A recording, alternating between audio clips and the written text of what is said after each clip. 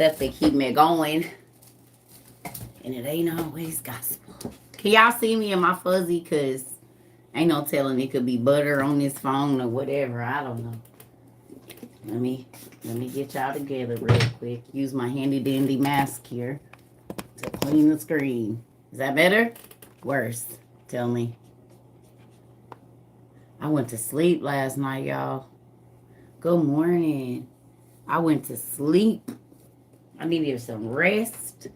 I woke up at 3 and then I went back to sleep till 5. So yes, I had to give me some rest, y'all. My head was hurting me so bad. Good morning. Good morning. Good morning, y'all. Good morning. I don't know what's going on with these angles of this camera. We used to be right in front of the book thing. Now I just don't know what's happening here. Good morning, Northern California. Good morning, everybody. Good morning. Good morning, morning. So I wanted to talk. I just text our ma real quick. I know we got a lot of family that's in the way of this hurricane. So for all my family members that's in the way of the hurricane, or you might get some of the after effects, please go around your house with your oil, the whole perimeter of your yard and everything, and ask God to put warring angels there, protection angels there, that the storm pass over your house. And it don't matter what's hitting every house around you. If you did the perimeter of your house, just like in the olden days when God said he was going to send a spirit of death through Egypt, he said wherever the blood posts be, the blood is on the doorpost, the spirit of death can't enter. So we still use the oil is representative of God's blood. So that still works to today. Okay. So I need y'all to make sure y'all do that and ask God to encamp angels around your home and your property and your children and your husband and your wife and your mama and everybody. Yeah. Gotta do that. Definitely. Because they'll be like, it was a miracle. It seemed like their house didn't even get no rain on it. It was crazy. That was the only yard in the house that didn't flood because it was angels out there. Because I believe in the unseen.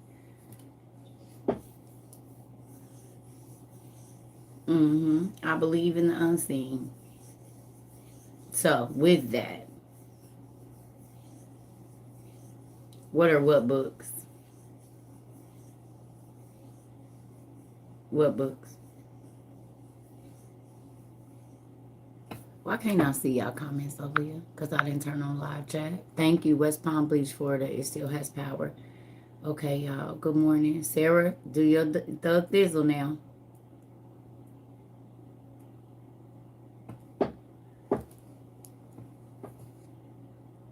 The big ones behind me, they're Bibles. These two, they're Bibles. Almost 200-year-old Bibles. Ooh, it make my toes wiggle. Do I like The Hobbit? It's up there. See it? Yes, I love The Hobbit. I rewatch those movies all the time, and I am watching the new series. Yeah, that's up there. See it right there? Yes, it's going to landfall this afternoon. Very windy. Please go around your perimeter, please, if you can. Thank you. They the cheap ones. Y'all know I'm not going to. I need to be able to get 12 pair for $9. Good morning. Yeah. So, I want to show y'all something. Is y'all ready to have a little school this morning? Even though y'all at work and whatnot?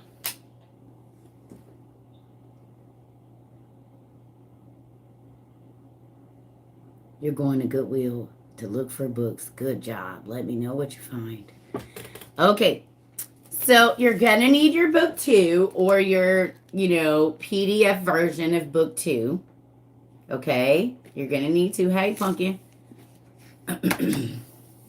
You're going to need your book 2.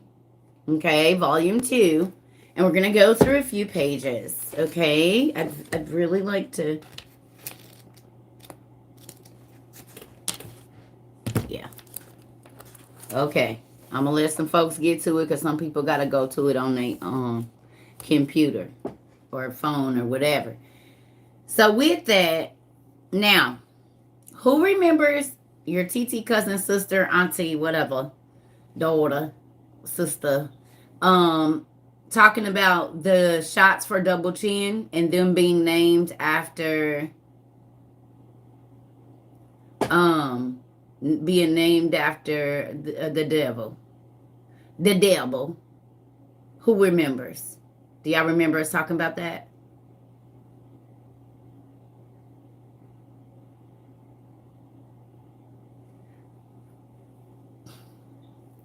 I didn't, but I'm not doing current events right now. I want to show y'all something.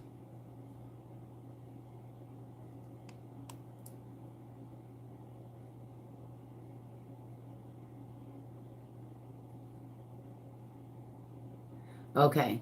Okay. So please turn to page 152 in your book 2 real quick, and then we're going to read this story. But we're not going to read all of it. We're just going to kind of skip around because I want to show y'all something. So please go to page 152 in your book 2. Yes, 152 in book 2. Hello.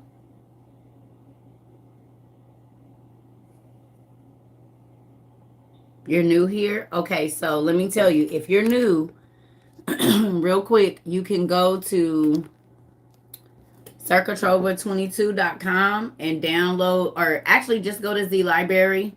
Well, go to circuitrova22.com so you can download, go to the book links and download book 1 for OTP.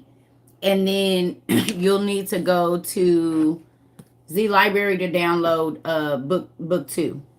They look the same, but once you get book 1 off the website, you'll know what you're looking for. Or you can just go to Google and type it in so you can read along with us. If you don't have these books, you can download the PDF and read with us right now. So, if you have your PDF and or book and are ready, okay.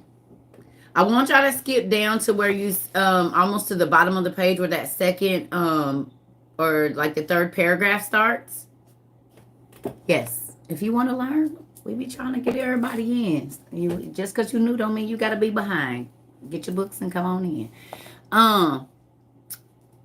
It says, in the present translation, the name has been consistently given as... Now, before we look this name up, before we read this, I want you to go type in on your Google Belkira or YRA, Belkira, and tell me what it is in our day. Tell me what that name means right now and what it's attached to right now. I've told y'all, but I want y'all to go look it up and see it for yourself real quick. Please.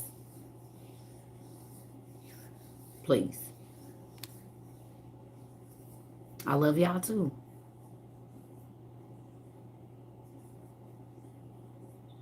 Good morning. We in book 2, page 152 right now. I don't know what it is on the PDF, but if y'all got the PDF, you know the little box up there, you just go in there, type 152, and it's going to take you right where we at. Fat reduction. Belkira or YRA?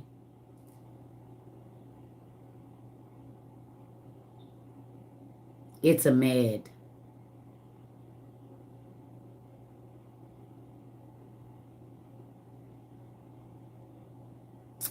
Download it from Z Library, mama. 2, they said on the website doesn't work. So just go to Z Library, or you can just go straight to Google and type in Old Testament Pseudepigrapha book 2 download and download it right there. Injectable treatment that is used in adults to improve the appearance and profile of a moderate to severe fat below the chin. Okay. Aaliyah, go, if you weren't here, please get your oil and go around the perimeter of your house, mama, and ask God to put angels around your house to protect you guys from the storm. Okay. So,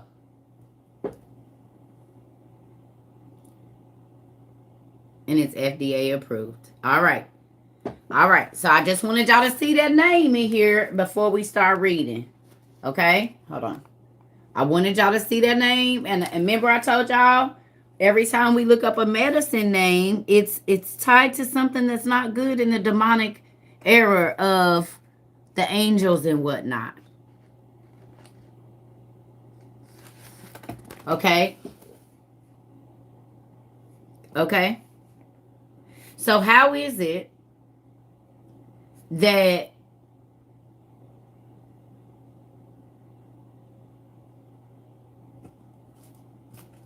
the name of the medicine didn't just come from anywhere? And we know from Enoch, okay? We know from Enoch, right?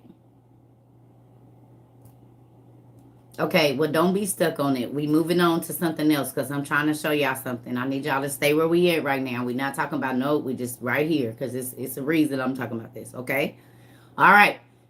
So when you go and you read in the Testament of Solomon at the end of your book one, second to the last book or third to the last book, and you see that demons are tied to sickness. Demons cause the sickness. But then we go to our pharmaceutical companies and all of our meds are named after demons. Now think about this. There's a scripture in the Bible that says when an evil spirit gets into a man, he leaves the door open and he brings 7 other spirits with him. So the man's life and whole everything is worse off than it was in the beginning. Okay? Every medicine that they give you has so many side effects that could be long lasting and change your life forever. And it's crazy because they're named after evil spirits.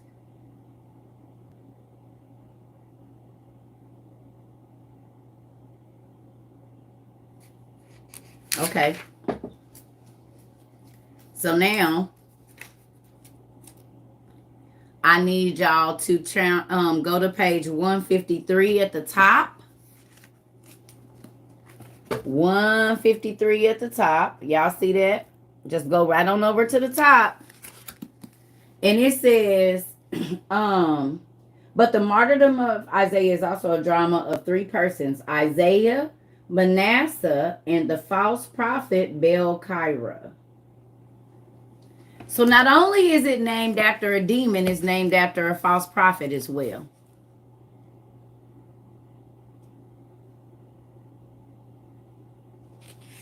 Is that not interesting?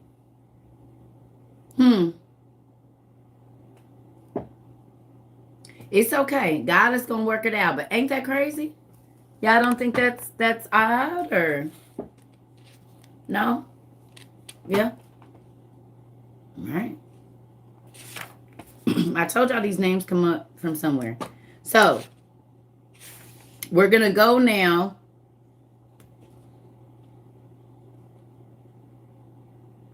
to page 158. Now we on page 158 because we about to read a little bit. But I want to show y'all something.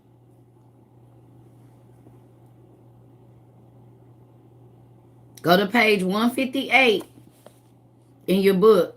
And then go down to where it says Isaiah withdraws from Jerusalem. Isaiah withdraws from Jerusalem. So you should be on page 1. Yeah. Let me turn this back. About to show y'all something. Right here. Isaiah withdraws from Jerusalem is what it should say where you at. Good morning. Thank y'all for sharing my live too. I appreciate that when y'all do that.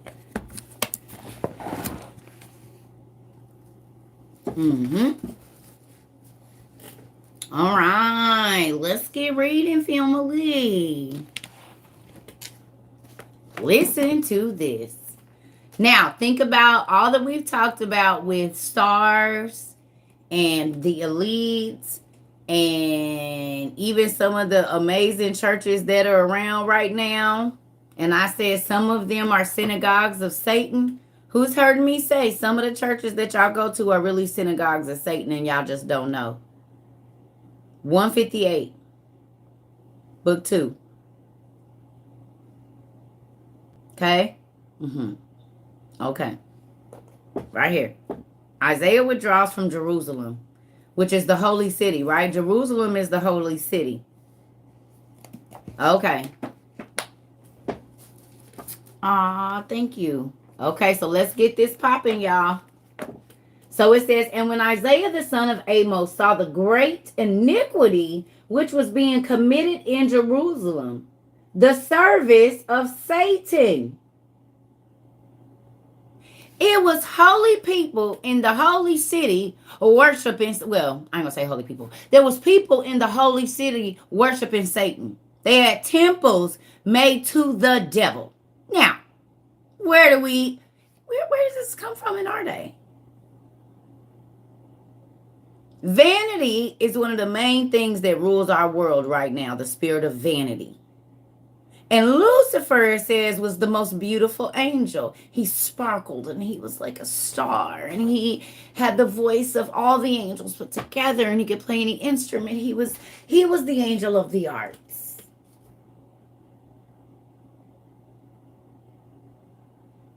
Music, beautiful things. Okay? Okay. All right. It's funny that all of the people that worship him remake themselves to where they don't even look like the person they used to look like at first. Yeah, it's pretty scary. Right? Okay, so look. And his wantonness. He withdrew from Jerusalem and dwelt in Bethlehem of Judah. And there also there was a great iniquity. And Micah, the prophet, and the aged Ananias, and Joel, and Habakkuk, and Josab, his son, and many of the faithful who believed in the ascension into heaven withdrew and dwelt on a mountain. So the saved folks, the prophets, they got up out of there because they already knew what was about to pop off.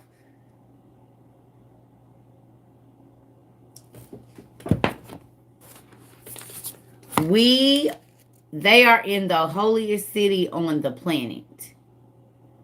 Okay? They are in the holiest city on the planet. And there are people in the holiest city worshiping the devil. So the prophet said, I guess y'all can't see what's about to pop off, but I gotta go. God is not happy. We didn't told y'all. We didn't showed y'all. Y'all not listening. So it's time for me to bounce.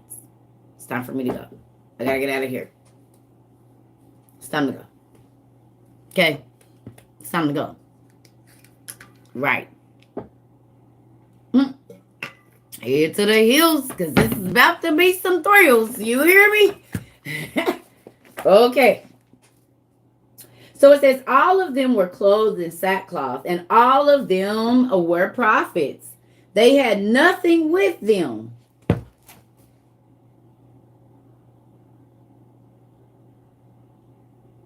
They wasn't clothes in the best clothes, Gucci, Fendi, Prada, and all of that, Birkin bags. They was in sackcloth and didn't carry nothing with them. How many times have I told you God makes me move and I have to leave everything I own and start over and only take what I can carry? Sometimes it's in the middle of the night.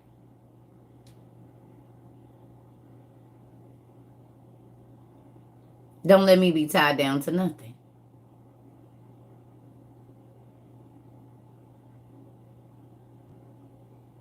Yeah. It's a real thing. All right. Who? They had nothing with them, but they were destitute, and they all lamented bitterly over the going astray of Israel. They were sad because Israel was worshiping Satan in God's holy city.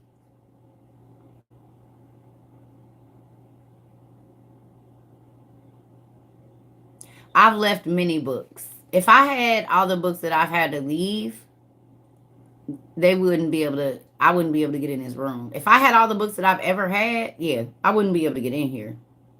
I've started over several times from scratch. Yeah. Scroll up, baby. It'll tell you all the pages we've been to. Y'all, if y'all ever come in and y'all want to know, just scroll up, because best believe that question has probably been answered 30 times already.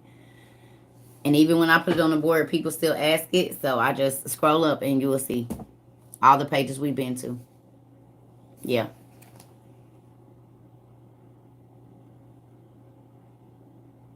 Yeah.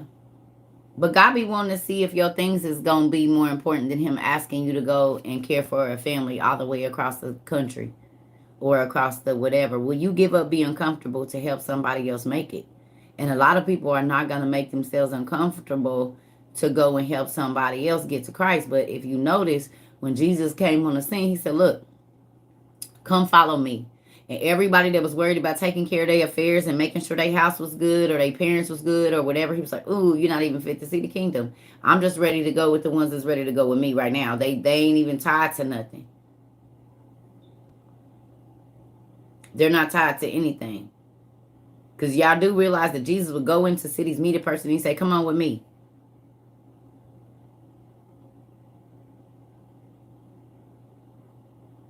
Like the man who wanted to bury his father. Exactly. You see what I'm saying? And my family and baby fathers, plural, she's unstable. Somebody need to take them kids from her. They didn't know that God would tell me, get up and move across the country and provide the money because I wasn't working. And I pack up me and my kids and we was out. But how about why when I got there, every single thing we need was always provided before we got there. By strangers. Just like he said, he took his prophets. He said, go into this city. Go into that city. Tell them what I said. Go into this house. Go into that neighborhood. Go into this church. I have not lived in the same place for an extended period of time since I was 11 years old. I'm about to be 43. That'll be 33 years, basically, or 32 years that I've been on my own, out and about in this world, y'all, with no family in my state, with no whatever.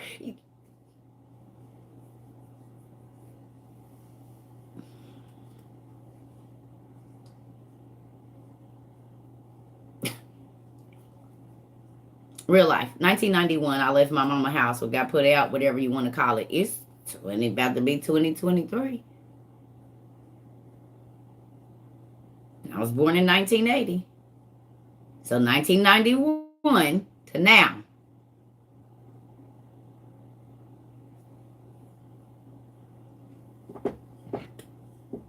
Thank you. This why I tell y'all, when I tell y'all know where my faith come from. Because at 11 years old, you can't get no job. At 11 years old, you can't rent no apartment. At 11 years old, you can't get no license. At 11 years old, there's a lot of stuff that is off limits to you. And back then, parents could write you off and take you off their insurance, and they didn't have to pay, and all of this stuff being ugly, so you can't go to the doctor, and they don't charge their parent for the bill. And oh yeah, it was a real thing trying to survive back in those days. Wasn't all this stuff now.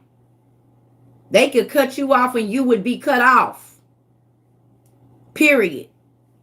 You better get it how you get it. They didn't have to let you in their house. Nothing. And the parents and the police supported that crap. Get you for trespassing if you just try to go home to your own mama house. I ain't stole nothing out of here or nothing. I just want to go lay in my bed.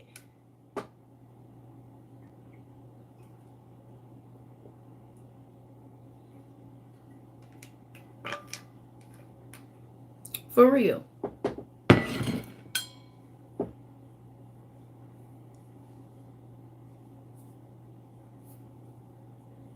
It's a real thing. That's why but y'all don't see me sitting around, oh God, my life is so hard. I be like, let's get it. What else we got there? What else we got to go through? Deep, deep, deep, deep, deep, deep, deep, deep, deep, deep. Because guess what? This is the thing. When you realize that every single thing that God brings you to is to show you how big He is in your life, you will not live in sadness no more. It ain't to crush you. It's to show you how big He is. That it don't matter what it look like. He can still change it. Once I learned that, it was right. You ain't got to worry about me saying nothing, complaining about nothing, Dad. What you about to do? Because I can't change it. And I'm not about to kill myself and put myself in no crazy situations to change it. You got a solution, and I'm going to let you handle that. And he ain't never left me. I don't care if I was in the car. When me and my kids was in the car, I wasn't begging nobody and asking nobody for nothing. God would send strangers, angels in disguise, I know what they was, to send me and my people every day, me and my babies every day we needed. Every day. And had a whole gazillion family members that was like, let her struggle with her children in the car. Come on. And we still made it. And then they was mad every time God come through and rain down on us. Because when you suffer, you get blessed. But you don't got to suffer in sadness. God, He'll give you joy in the midst of your troubles. I'm not about to be grouchy and gloomy and irritated for nobody. No, every day. You got me messed up. Get your old depressed, miserable, ain't never still living back in 1979 self away from me. Go. If you ain't been with this person in 5 years, why are you still talking about your relationship? It's been 1,880 days and you ain't found nothing good to talk about since then. Oh, they beat me when I was so what? You alive today and you're not with them today. I remember I worked at a job and did you work in there now? So why is you making the people at your new job pay for a job from 20 years ago? You're weird.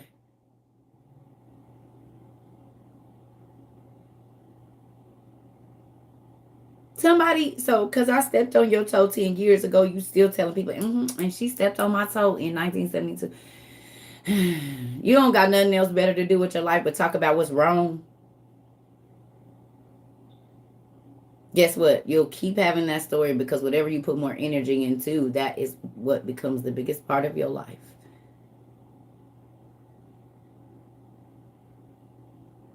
I do not let people sit up and talk about their problems for 8 hours. What's the solution?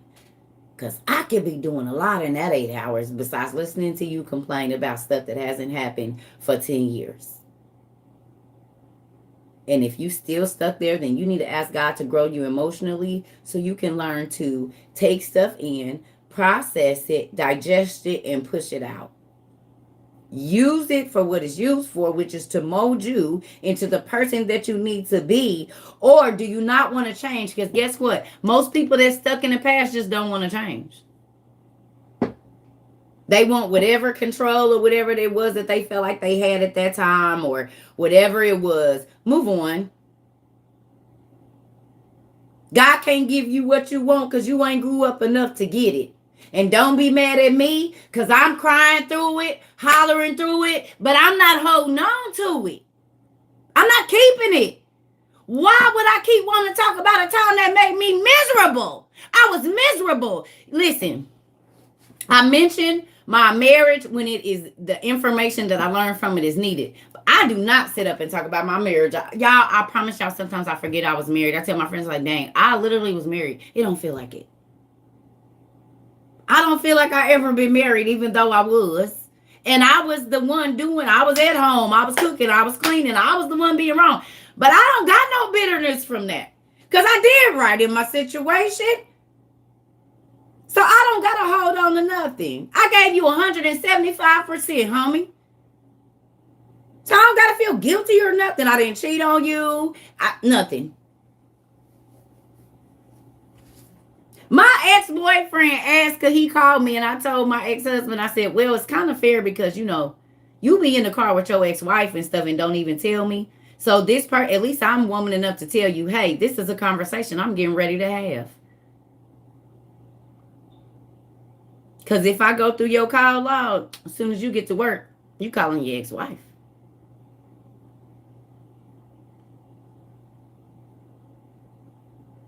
So what I'm going to do is I'm going to let you know what's about to happen, and then we're going to move on. And I promise you, I got the journal entry to prove it. That's why I said I used to have to fight for my life. I'm not going to cheat on you. I'm going to tell you I'm replacing you, and I'm going to need you to do whatever you do. I'm not about to lie in front for you. I ain't got the lie, Craig. I ain't got the lie. And if you don't like it, I'm not you. I'm not a sneaky individual who tries to manipulate anybody, and this is friends included. I'm not talking about you could be a nasty, evil friend. And people can be good to you and no, they don't want to talk to you no more because every single time you came around, they was miserable. And they don't have to, no matter what y'all share, because they didn't share in the same experience because you're the only person that benefited from that relationship, not them. They always felt left out, not enough, used and abused. Don't nobody got to keep coming around you when we see that you a dang parasite, a energy vampire, a joy killer. You want to be miserable, or I can't be fly and your face turned up because I'm fly today and you not, or whatever your little envious spirit feel. Get away from me.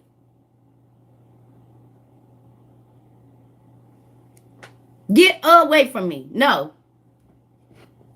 I want to wake up happy even if my yesterday was horrible. I don't care. I'm not bringing yesterday into today.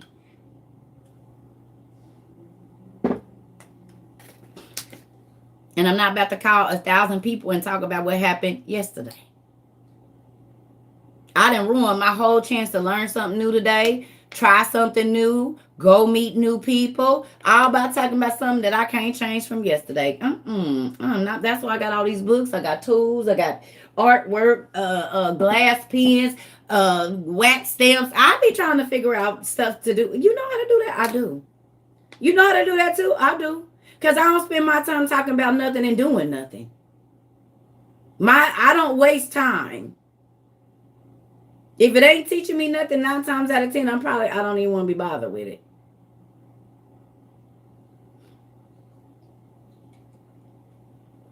People be like, dang, you know how to do a lot of stuff because I don't waste time. 30 minutes is a long time if you're learning something. You can learn a lot in 30 minutes, honey. A whole lot.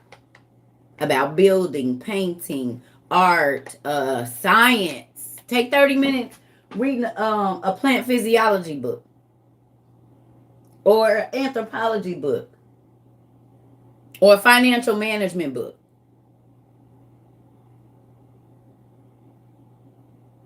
How to make bread. 30 minutes. You'll learn how to make a lot of bread in 30 minutes, I promise. So instead of sitting up and letting somebody bring your spirit down by telling you all the things that's wrong in their life, and they don't really want to change it, they want to keep going through it. If you don't want to put nothing else in, you're going to keep getting the same thing out, and you cannot waste my time doing that. As a freaking Lily, I will not give it to you. Look, I'm going to show y'all something. Let me see what I got over here. I'm looking for 2 specific books. Let me see where they are. Did I give them away? I might have, because I don't see them over here.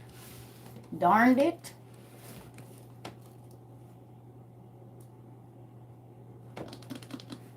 Where? Okay, so maybe I did. Oh, no. Where's my freaking book?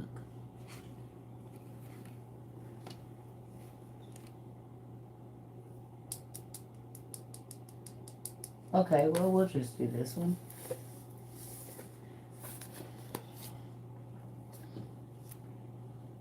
Y'all see that?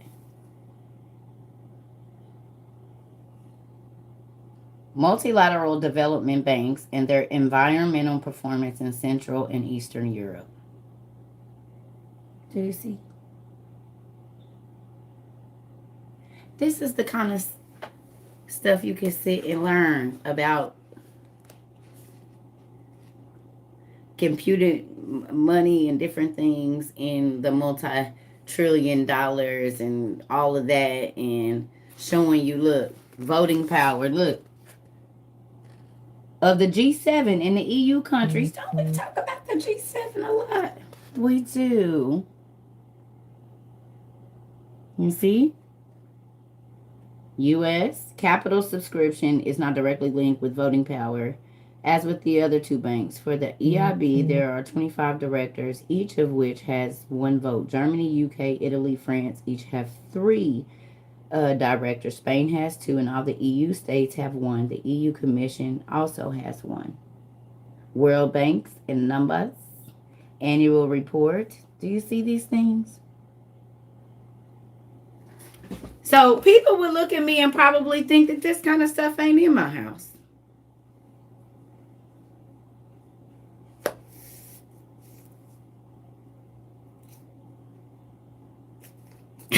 Because all they see is that. But this is a whole nother bookshelf over here with other stuff on it. And I'm looking. I don't know where that book is. I'm sad because I know it's here. And I just don't know where I stuck it. That's the issue. Or maybe I didn't bring it. Maybe I didn't. I don't know what it is right now. I was trying to find.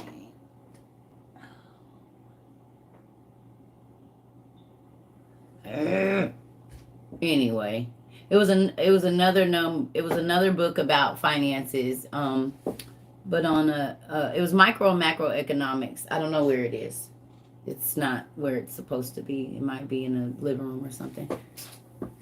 So with that, I'm just saying, the 30 minutes you sit, listen to your homegirl, homeboy talk about drama, you could have learned a lot. Just think about that the next time you sit on the phone listening to an hour conversation that you've already heard 79,152 times. And I'm going to tell you how you'll know if they won't help with the situation. If you have your devotional books and you try to give them a page and they don't want to hear it, that means you're going to keep hearing that conversation. Whenever they are ready and open to listen to something that they haven't already, like directly what God has to say to them, whether it be a scripture or whatever, then you know that situation will change. Other than that, for the next 5 years, you're going to hear about that. Same story, same people, same day, it's going to be the same.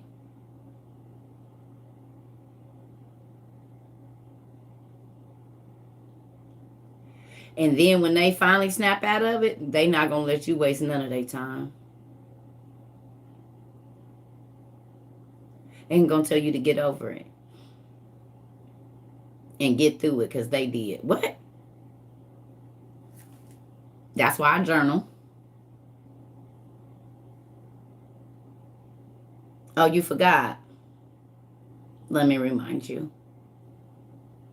Why my issues are not a big deal to you. And okay. All right. Bet. You just keep that same energy 5 years from now, because I will not be available to listen to not one sob story. I promise you I won't. I pray for you, but I won't. This ear won't be open.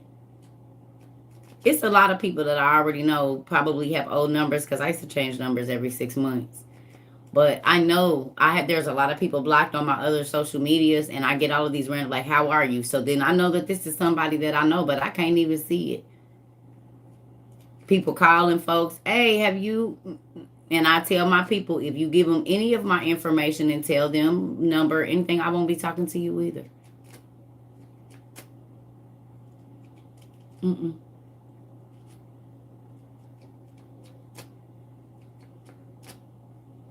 You're not going to waste my time because you want to waste yours. Do you want a solution to your issue? If you don't, we're not going to keep talking about it. I could be making some art or jewelry or something. Reading, learning something. I don't have time. Yes. Look. Cut an hour out of your day of talking to people and either get in your books with no distraction or get on a YouTube and only focus on what you want to learn.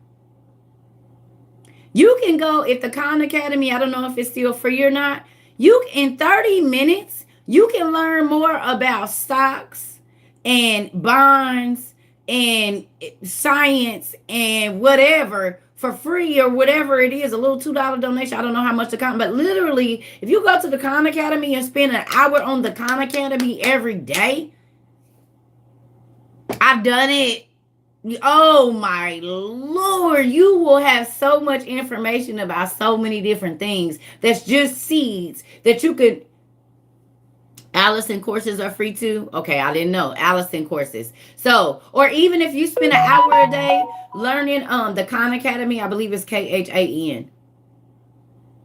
You know what I'm saying? Like, there's so much free. That's why people be like, how do you know that was free information? You don't have to go to school to get everything.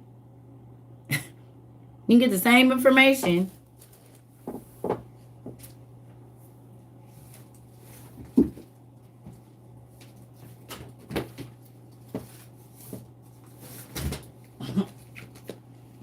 That they get in college for $2.25. These are college books.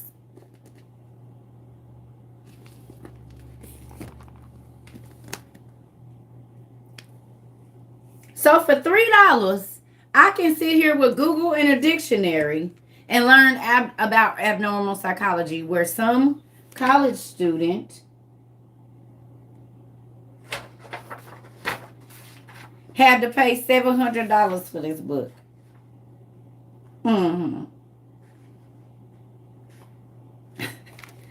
And I'm going to go get it for $3 and learn the same exact thing.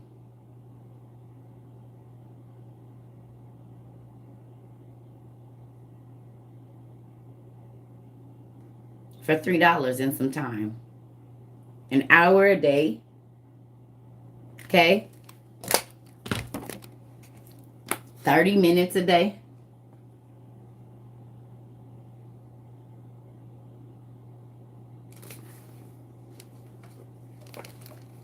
I'm saying for free though. You don't have to pay nothing. Do you see what I'm saying? And with Google, you don't have no excuse. All you need is a paper and pen. That's it. Highlighters.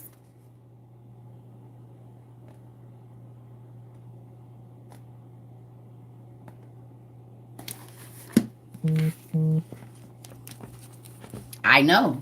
I went to college before. Believe me, I understand. And I was like, yeah, they scamming. I'm teaching myself anyway. I'm about to go get these books and learn for free. Y'all scamming me. I'm not giving y'all another $15,000 for nothing. I'm gonna go buy them books and I'm gonna learn it myself. And that's when hardback books at the Goodwill was 50 cents. Now they like $1 or $2 or $3. But back then, $10. I'm about to go look down this course line, see what book they using. Boom, I'm getting them all for next year because they posted them. Bet that's what I was gonna need for them classes. Why am I? Because guess what? If you can prove that you can do whatever it is, they don't care about no degree. I've made more money at jobs than people that went to college and had a whole degree.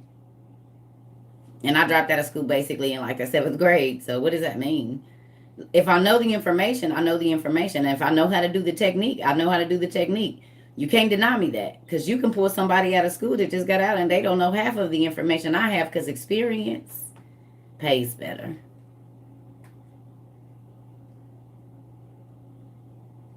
It does. I don't care what nobody say. I've been in management positions and everything, run whole companies, and it's a person sitting next to me that has been in business school for 7 years and they don't even understand half of what's going on around here. What do you mean?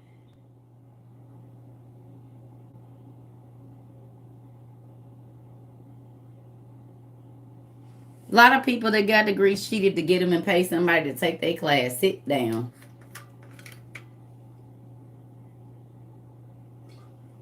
And this I know.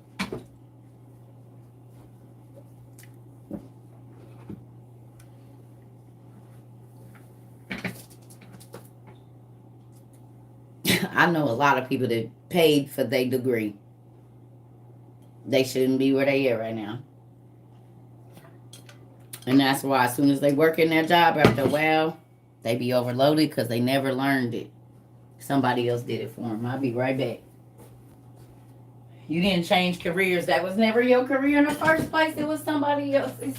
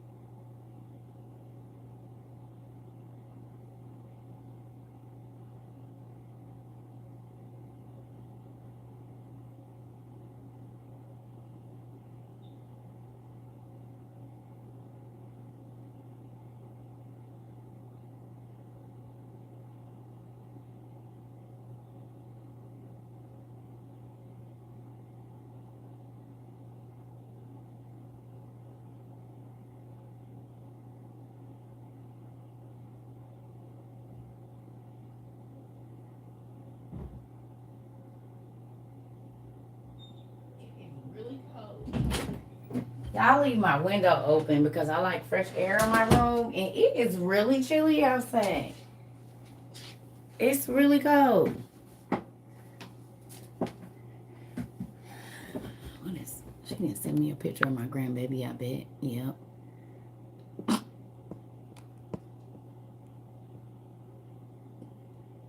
This baby didn't fell asleep. She didn't fell asleep. I told my daughter, put her in that food thing. Put her in her little thing and feed her. She didn't feed her, and she didn't fell asleep in the chair. She ain't even 4 months. That is funny.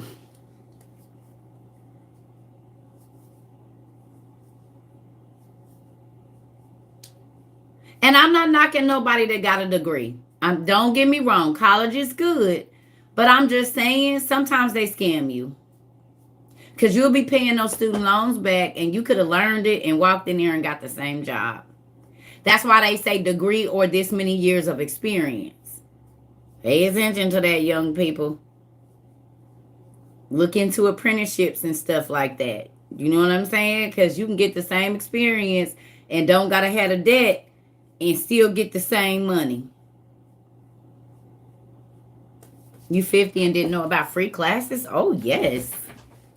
Yes, honey. This is how a lot of people get to their positions. They ain't got no degree. They got the experience.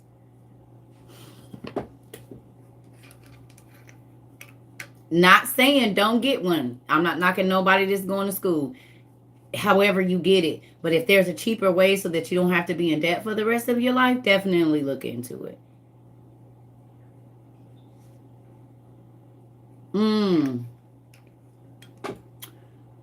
He hasn't been having nightmares? You're welcome, pumpkin. I'm telling y'all that prayer be working. And sometimes when they do have nightmares, y'all, it's God warning us. So we don't, Lord, we want your dreams to get through. And they might be scary sometimes, but ain't no demons about to be in here. We gonna have peaceful sleep in this place. Prayer works. You see, anoint them beds, y'all. I'm telling you, them spirits be mad.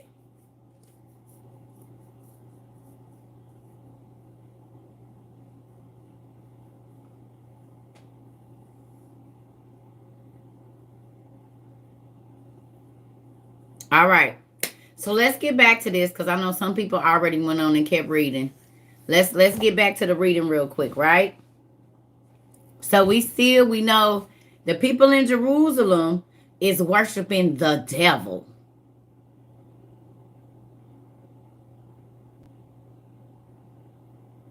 The devil. The devil. So we on page 158. We know the prophets is lamenting because the world has the world as they know it, all the people in the holy city is worshiping the devil. The church people is worshiping the devil.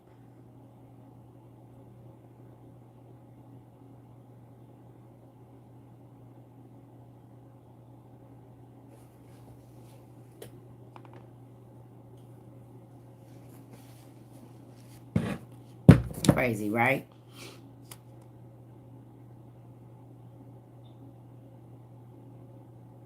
Y'all see that? Volume 2. Right? So it says, and they had nothing to eat except wild herbs, which they gathered from the mountains. And when they cooked them, they ate them with Isaiah the prophet. And they dwelt on the mountains and hills for 2 years of days. So they saw the destruction that was getting ready to come to this city. And they left everything they owned and went and lived in the wilderness for 2 years, all the prophets. They left out of the holy city where they should have been welcomed. But the people in the holy city was worshiping Satan.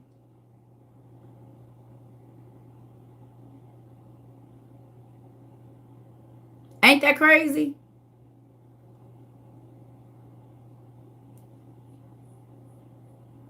So the prophets hightailed it out. They said, oh no, we can't even be a part of this.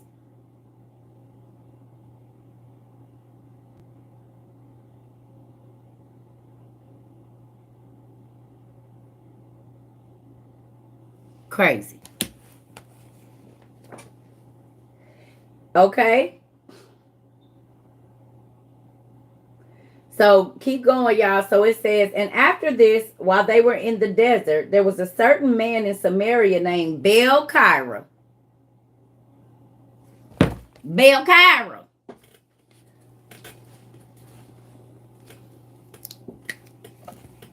The name of the medicine right now in our day, in our generation.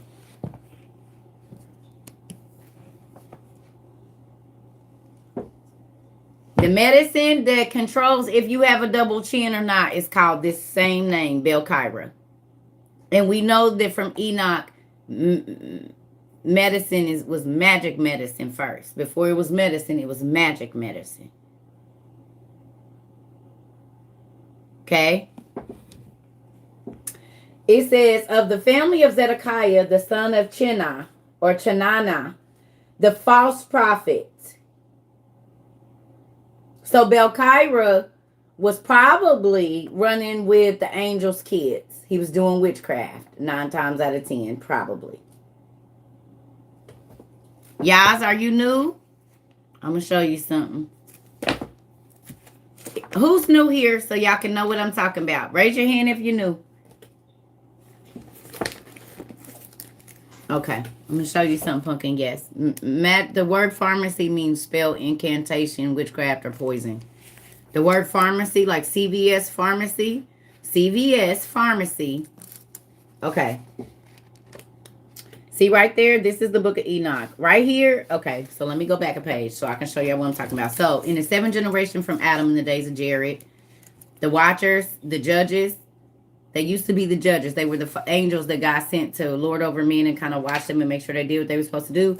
They saw the black women of that time and they said her booty is fat, the women of Canaan, and they went and they grabbed them a wife and they made giants. This is what your Genesis 6 says, right?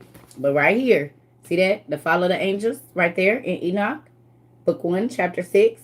These guys down here are the angels that fell and came and got the women. These are the sons of God. They came and slept with the women. See, let me see.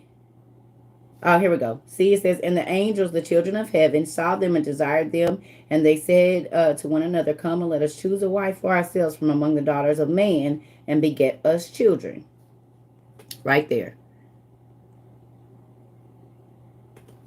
Okay. So if you go to Genesis in your Bible from the church, where's mine at? Right there. No, they were not supposed to. But if you go to Genesis chapter 6, and see what happened right when this. Why would that be the flood story? The reason that the world had to be flooded was because the giants, the children that they made with the angels made with the human women, were 450 feet tall, the first ones. And that's why all the other races of giants worship Zeus and Athena, because they were the first generations of these children.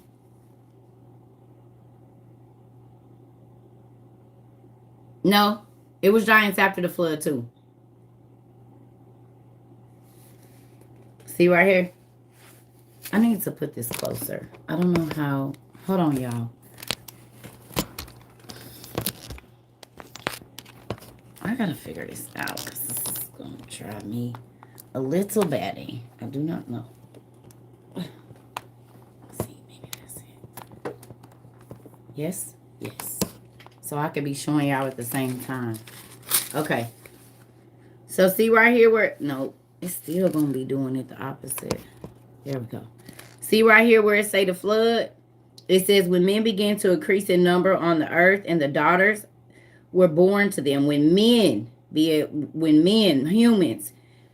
began to increase in number on the earth and daughters were born to them, the sons of God, the angels, saw that the daughters of men were beautiful, the daughters of men. Okay? And they married any of them that they chose. Then the Lord said, my spirit will not contend with men forever. And the Nephilim came right after that. The Nephilim were on the earth in those days and also afterward, when the sons of God went into the daughters of men and had children by them. They were the heroes of old and the heroes and the men of renown.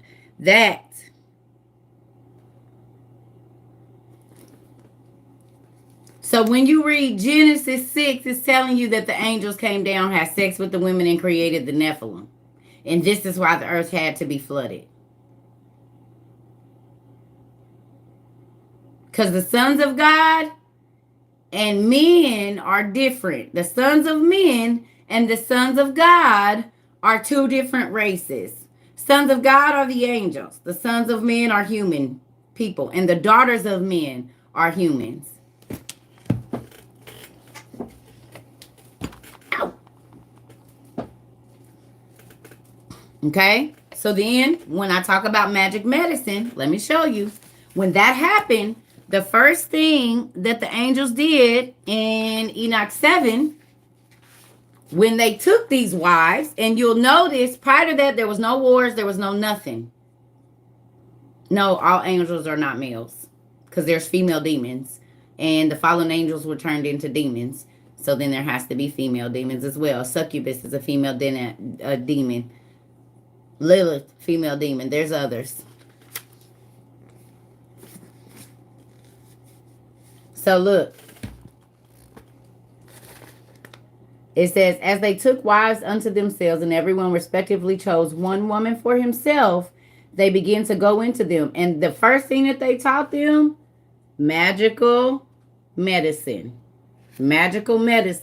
incantation, the cutting of roots, and taught them about plants.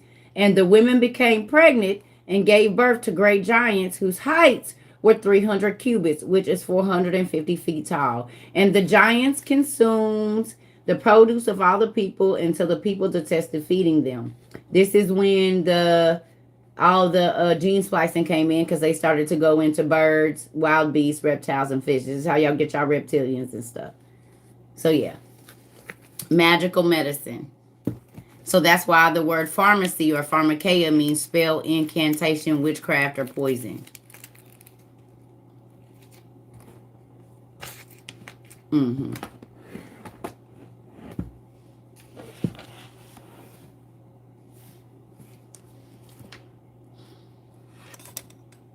Yeah. So let's keep going. So it says okay.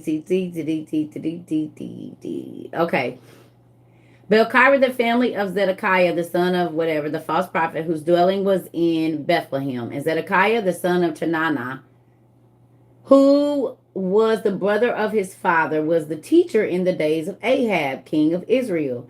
and the 400 prophets of Baal. Now, don't we know that the 400 and prophets of Baal were giants? How do we know that?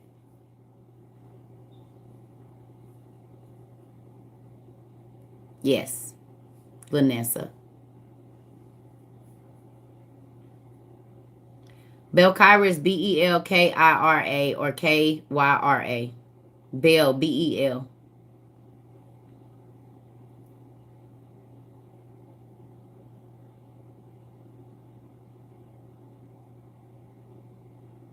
Mm-hmm. How do we know that they were giants? Do y'all remember what book we read with the scary people in it? Who remembers?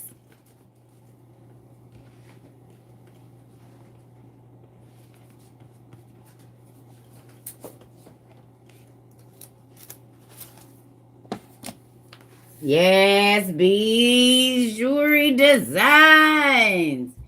Yes. Come on, everybody. Y'all be paying attention. I love it. Mm-hmm. Look at Briareos, the strong giant who worked in the fields and harvested. Briareos, worshiper of who? Baal, of the earth and of the whatever, of Baal's blessings. Briareos commanded many dark ones to enter the circumcised who? Nephilim armies and confuse their ways. Oh, Burials who dug a tunnel in Nimrod's kingdom. The giant dug a giant tunnel under the kingdom. Kodos, the black Rephaim, from the hot lands of elsewhere. Kodos, who strikes pulverized boulders, who pounded his fist inside and through his enemies. Kodos, worshiper of the gods we did not know. Kodos, who had torn 20 circumcised Nephilim apart with his bare hands. Kodos. So this is Og telling the story of the giants. This is the Titan War, if y'all didn't know.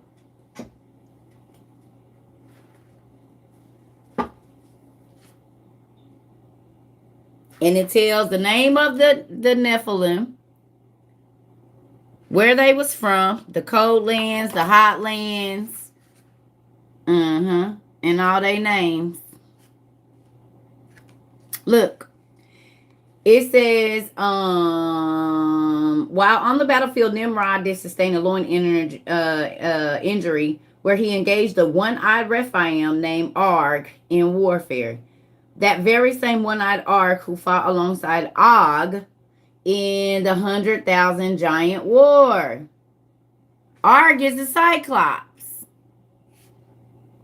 Who knew?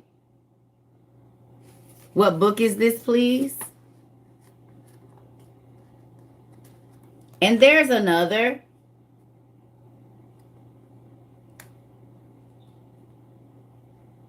Screenshot, because I'm not holding it back up.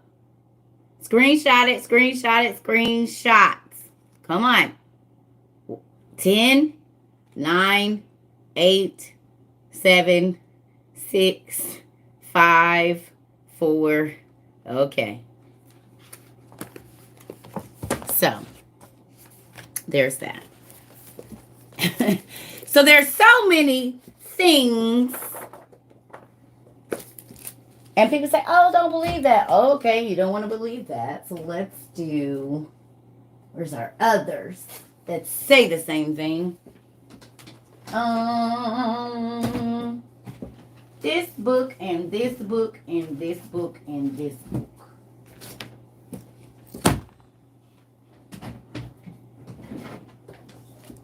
This book says there were demons in Babylonia, and Babylon and Assyria. Well, I know that that's who I'm reading about right here, because Enoch then was alive at this time.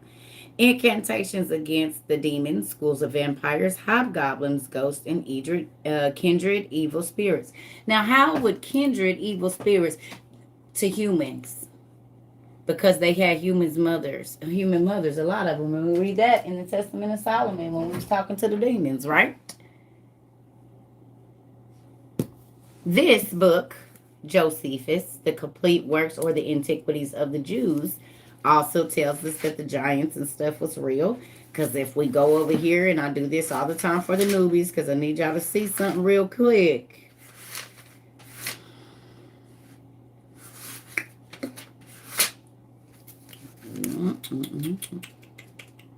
Where are you? Right there. Here is your Greek mythology. Right here, Hercules was real because he married Abraham and Keturah's granddaughter. There you go. Hercules married Aphora's daughter. Aphor is the son of Abraham and Keturah. So all of your Greek mythology, Roman mythology comes actually from ancient Mesopotamia. Good morning.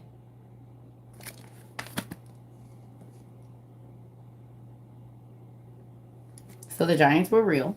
The mighty men of renown that's talked about in Genesis chapter 6. There you go. And then also, this is the Dead Sea Scrolls. The scrolls found at Qumran. And in here is some of the parts of Enoch. Right? Dead Sea Scrolls, Enoch. Yeah, my books be dirty because I be eating and everything. And then what's in there? The Book of the Giants was found along with that. See? Found at Qumran.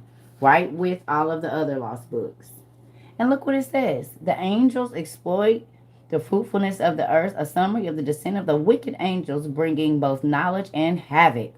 What? 200 angels choose animals, including presumably humans, on which to perform a natural act, sex acts. 200 donkeys, 200 asses, 200 rams of the flock, 200 goats, 200 beasts of the field from every animal, and thousands from every bird and the lizards. And guess what came out of that? The outcome of the demonic corruption was violence, perversion, and a brood of what? Monstrous beings. There you go. So all of the monsters that we watch on Disney are very real. And then they start talking about the flood because, look, giants began to be troubled by a series of dreams and visions. Mayway the Titan, the son of Angel Baraquiel, reports the first of the dreams to his fellow giants. You know what this is? His granddaddy told him they was about to die in a flood. He sees a tablet being immersed in water. When it emerges, all but 3 names have been washed away. The dream may symbolize the destruction of all but Noah and his sons by the flood. What? What? What? And then you go over here and it says the giants realized the futility of fighting against the forces of heaven. You mean when they was like building towers and trying to go up and fight against the gods? When the demigods was trying to go fight their parents, you mean? What? Nah. That's not what you could have meant when you said that. That's not what you could have meant. You couldn't have meant that. You couldn't have meant that Ohio's dream is a tree and it's talking about all of that and then more dreams from the giants. And then you know what someone does? Someone goes and tells them to go see somebody. Let's see who they tell them to go see. Enoch. Someone suggested Enoch be found and interpret the vision after a cosmic journey. Mayway, the Titan, the son of Angel, the Baraquiel, who's mentioned in your movie on Noah, that came out in 2014, in the very beginning. Comes to Enoch and makes his request. And then Enoch sends them back with a letter on a tablet and gives them a message of judgment.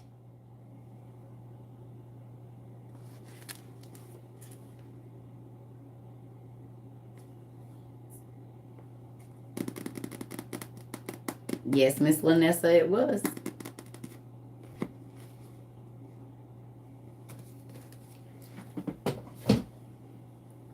Mm-hmm.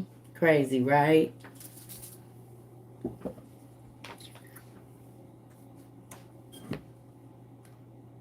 Isn't it great when you could fill in the story? So now you will never ever be able to read Genesis 6 in your regular Bible the same.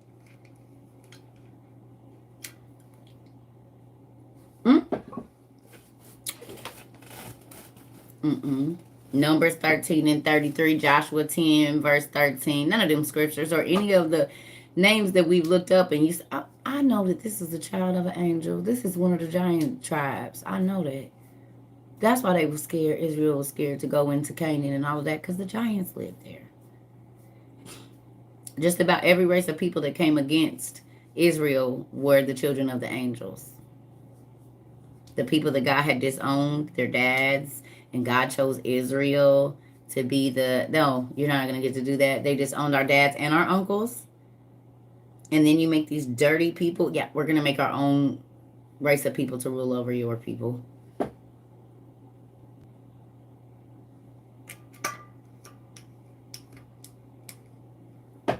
And we know that because we have books like this.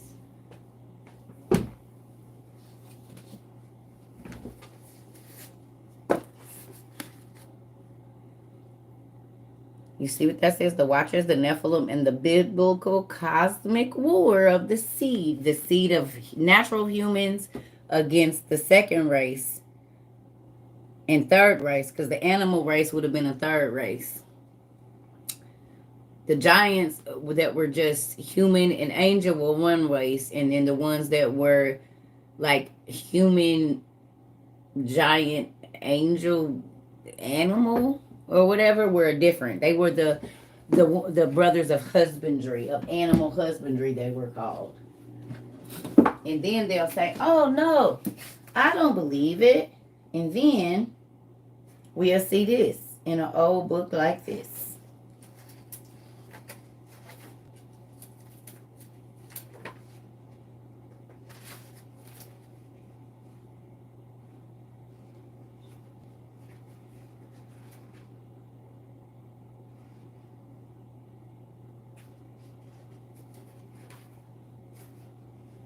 See if I can find it.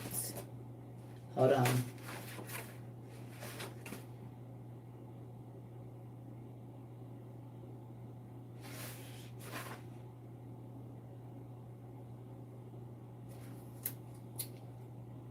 Oh.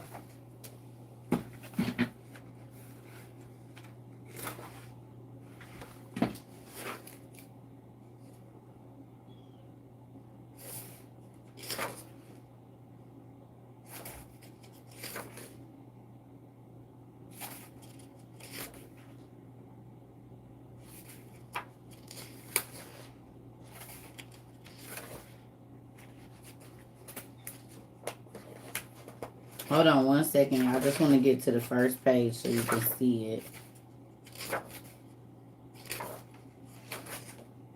I'm just going to have to use this one. This is Magellan, the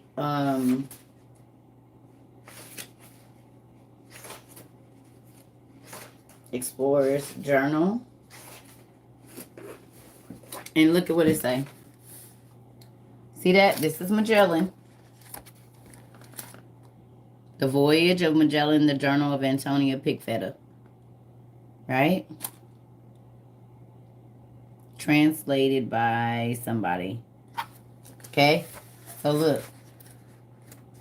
Another giant. And afterwards another giant was seen taller and better proportioned than the others, bows and arrows in his hand, who approached our men, touched by his head, turned and raised his hand to the sky, and our men did likewise. And the captain ordered him to be brought to the small boat, to the little island in the port, blah, blah, blah. This is the Pangonian giants.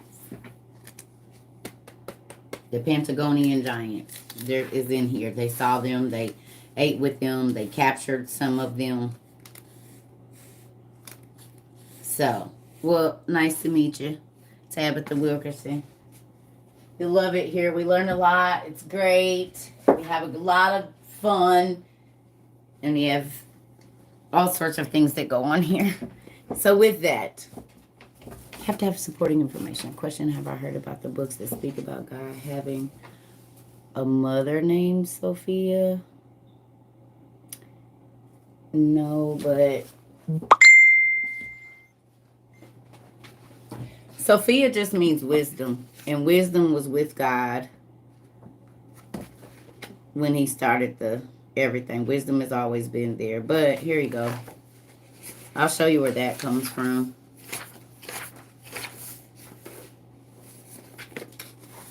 This.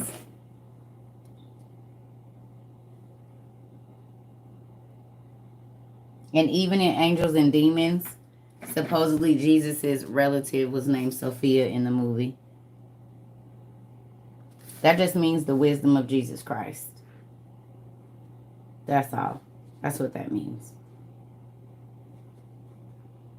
Yeah. They be making up stuff when they don't know. You see how they have flipped that?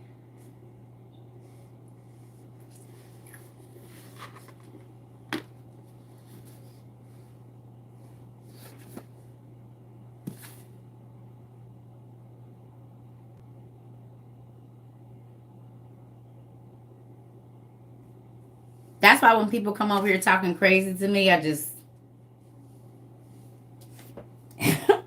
I just I just let them have it because you know. Oh, I forgot I bought the dang book. So I have it in Magellan and I have the actual book. Giants of Pentagonia, y'all. From 1853.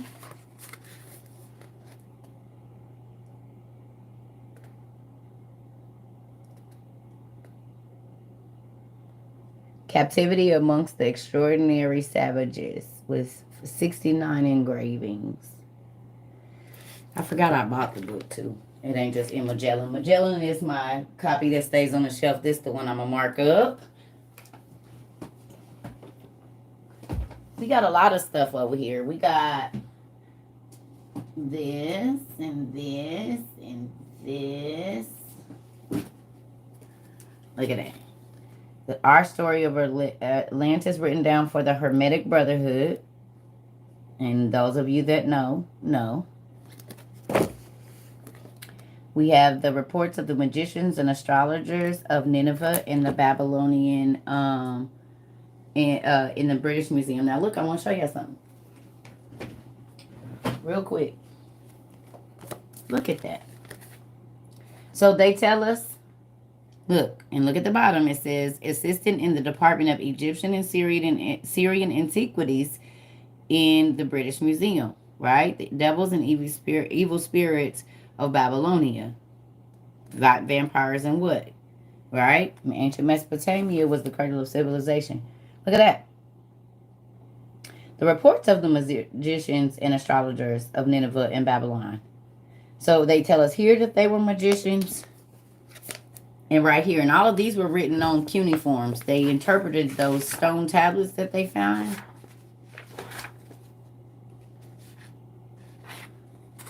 What was Lilith called? Wasn't Lilith a part of this? The Lilithu? Or however you say it. And she mentioned in here too. Guess who else is mentioned in here? Look at this. It's a place in here we read about. Do y'all see it? In Eridu groweth the dark Kiskanu. Now, the crazy thing is, if I go back to Og, I called them the dark ones. And he was in ancient Mesopotamia. They talk about her in here. I'm about to find. But they said it's not just one. It's a whole race of demons.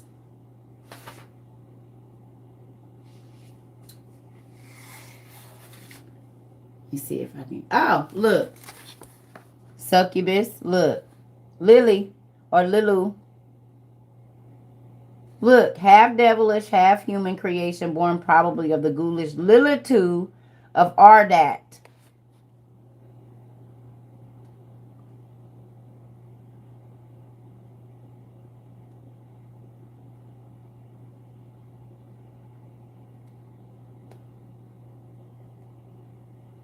And y'all know I be writing, looking up the words. Look, and who is it?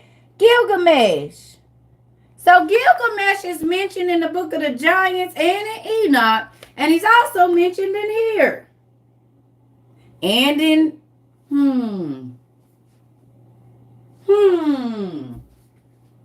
Nah. Could it be the same? That was in ancient Mesopotamia? Could it possibly be?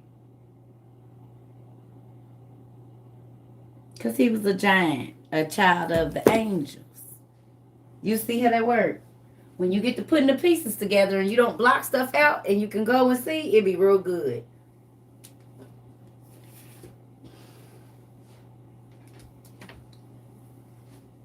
Be real, real good to you. Make your toes wiggle and stuff. Your daughter is learning about Gilgamesh in her history class, and so are you, Mom.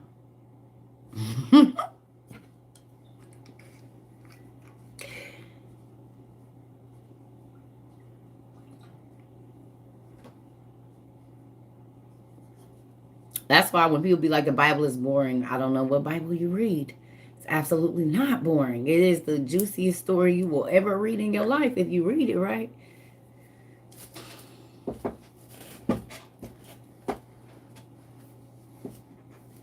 I should start a Zoom meeting for questions and answers. I already have Zoom classes. If you're new here, you can go to YouTube and type in Sir Catrova, and we have over 250 videos of all the questions and classes. It's over 250 classes, I believe, that we have right now.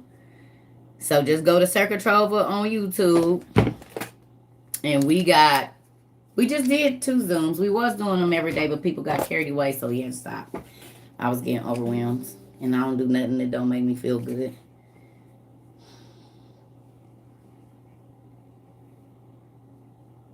Yeah, we got that already.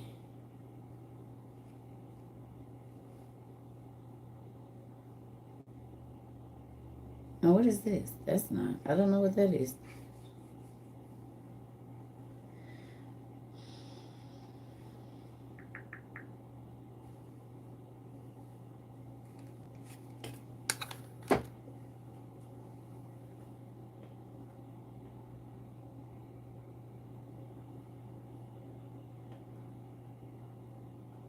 So you just go there, and literally we got a lot of videos. How many pages we got, y'all? Let me see. What?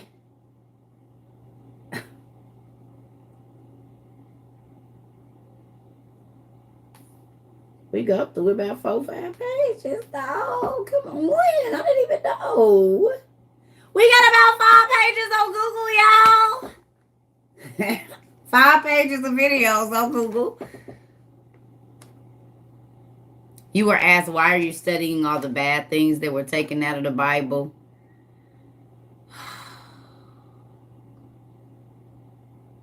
Well, you shouldn't be confused by that conversation or that question, because we just read in Hosea why they feel like that. Didn't we? Let's go back over it. Shall we go back to Hosea? Let's do it. So this is what y'all give them. Come on, Hosea 4 and 6. Y'all know how I go. Let's go. When they say that to you, go to the easy read version so that they can understand it. Because we gonna help them. You got to go to the ERV always. Because folks be reading 1,000 Days and they don't even know what it say. But let's say it. Chapter 6. And since we don't call people priests, we call them pastors. Let's bust their hair real quick. Hosea in the easy read version of the Bible right there. 6 right here. We gonna do it. Actually, we just gonna read 4 all the way down. Let's do it. So it says real quick, let me see. People of Israel, listen to the Lord's message. The Lord has something to say against those who live in this land. The people in this land are not honest or loyal. He's talking to the church people now. They don't really know God. They are always cursing. That's not cussing. That is They gonna die. They gonna go to hell. That's why your life gonna be bad. That old evil stuff church people do. Lying, killing, stealing, and committing adultery. They murder one person after another. So the country is like someone crying for the dead, and all of its people are weak. Even the animals of the field are dying. The birds, blase, skip, so forth and so on. Birds of the sky and the fish of the sea are dying. 4. No one should argue or blame another person. Pastors, my argument is with you. You pastors will fall in the daytime, and at the night the prophet will also fall with you, and I will destroy your mother. 6. Church people will die an untimely violent death, because that's what perish means, because they have no knowledge. Your pastors have refused to learn, so I will refuse to let you be pastors for me. You have forgotten the law of your God, so I will forget your children. They became proud and they sin more and more against me, so I will change their honor to shame. The pastors fed on the people's sins. They wanted more and more of their sin offerings. So the pastors are no different from the people. I will punish them for the things that they did. I will pay them back for the wrong things that they did. They will eat and will not be satisfied. They will commit sexual sins, but they will not have babies. This is because they left the Lord and became like prostitutes. Oh, they won't teach this because they want the money. Sexual sins, strong drink, and new wine ruin a person's ability to think straight. Church people are asking pieces of woods for advice. They think those sticks will answer them. They have chased after those false gods like prostitutes. Oh, everything is about money, and everything's about money with prostitutes. And have left their own God. They make sacrifices on tops of mountains and burn incense on the hills under the oak trees, poplar trees, and elm trees. The shade under those trees looks nice. So your daughters lie under those trees like prostitutes, and your daughter-in-laws commit sexual sins. I cannot blame your daughters or your daughters-in-laws for doing this, because your men go and have sex with the church prostitutes and offer sacrifices with them. This is how foolish people destroy themselves. Is this in the regular KJV? Yeah, this is Hosea on Bible Gateway. It's just in the easy read version, so you actually know what you're reading. Right there. See this? Hold on. Bible Gateway. Right there, Hosea. Easy to read version so that everybody can understand.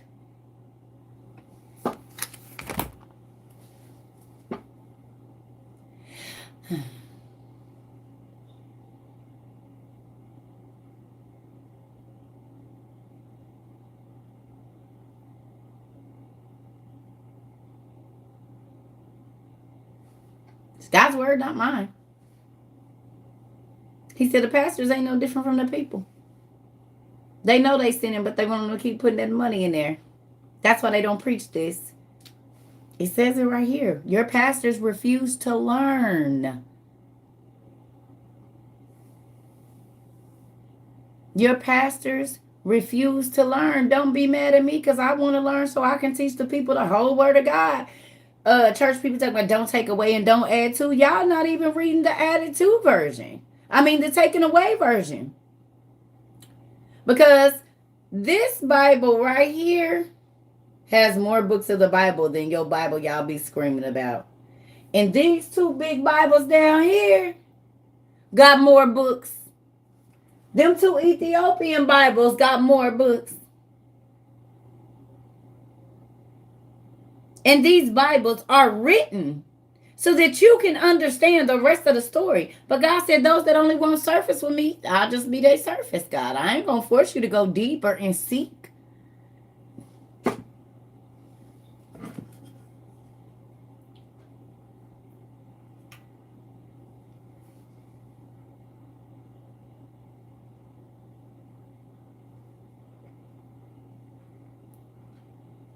They won't preach it. Because if Enoch and Genesis 6 say the same thing, you can find out more about that scripture, why wouldn't they want y'all to read that?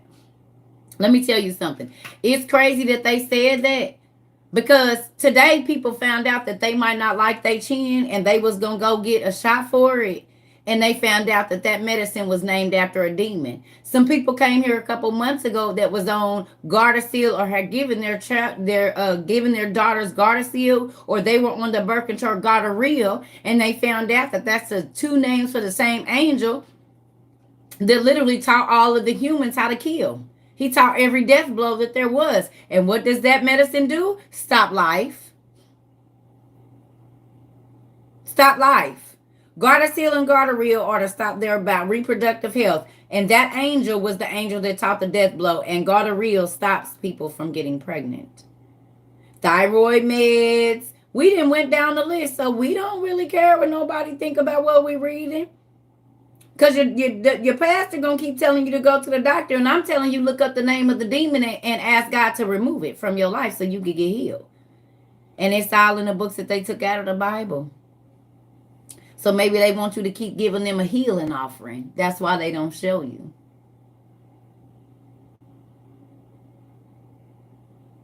If you need healing, come on down and put your $200 in this basket when we can take you to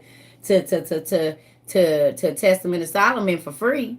And you can find out the name of the demon that's causing your sickness and pray against it for free. Or find out that all of the names of your medicine are named after demons as to why after you started taking them, you kept getting worse and worse. Well, that is what the scripture says. When one demon get in, he holds the door open and 7 more come in. So the man's life was worse off than what it was. Let's look that up.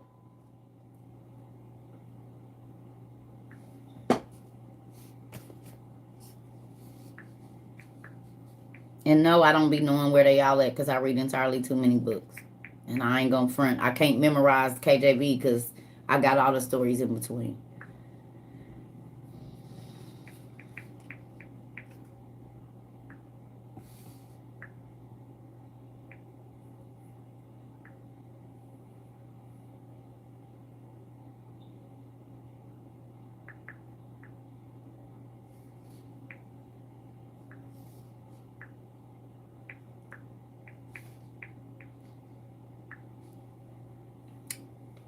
All right.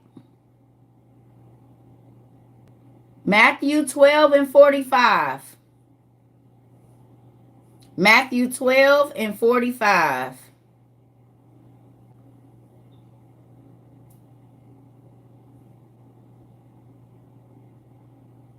Well, 12, 44 through 46.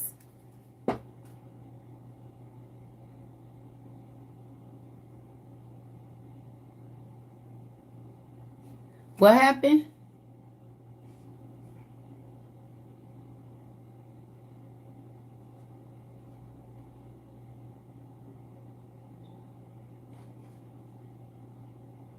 Where can you find these books?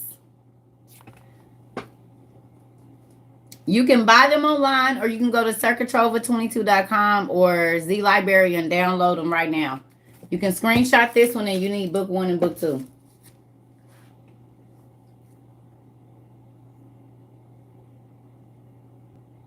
And I'm not holding this up no more. I promise I'm not. So y'all better screenshot it right now because these books are heavy. But you need book 1 and book 2. All right. So, did y'all get to Matthew 12:44?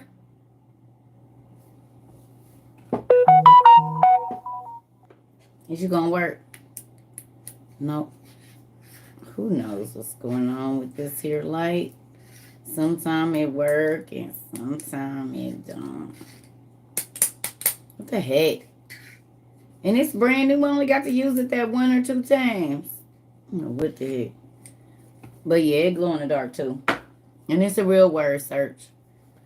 All right. Okay.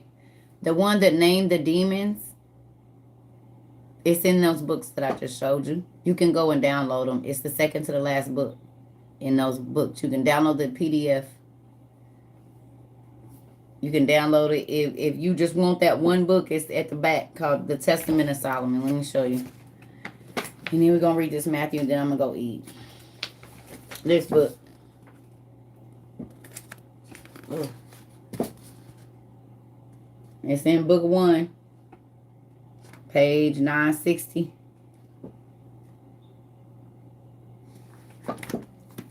Okay. No. Okay. Matthew 12, 44 and 46. So if you're new here, let me tell you something. I don't like repeating myself, so you're going to need to pay attention or scroll up because I'm not going to hold books up several times. I'm not going to keep saying the same thing over because then I can't teach my class. So either ask someone to tell you. I'm only going to say it once. And if we've been on for a while, that means I've probably already answered the question about 60 times already.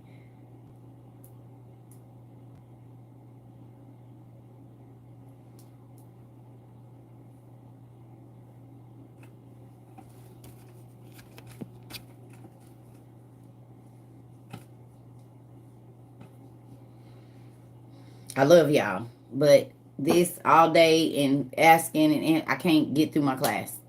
So, okay. Matthew 12, 44 and 46 in the easy read version says, so, wait a minute, because I need to read this whole, actually.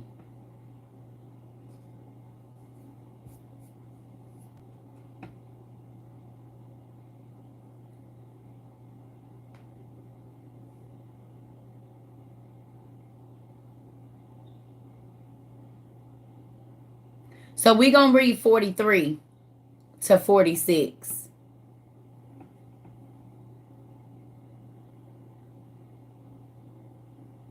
We in the Bible right now, y'all.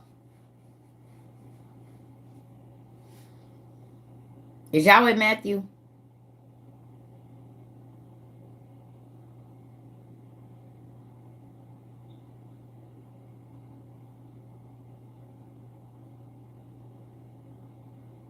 Okay. Okay. So 43, 12 and 43 says, when an evil spirit comes out of a person, it travels through dry places looking for a place to rest, and it finds none. Okay? We not on no chapter, baby. We in Matthew 12.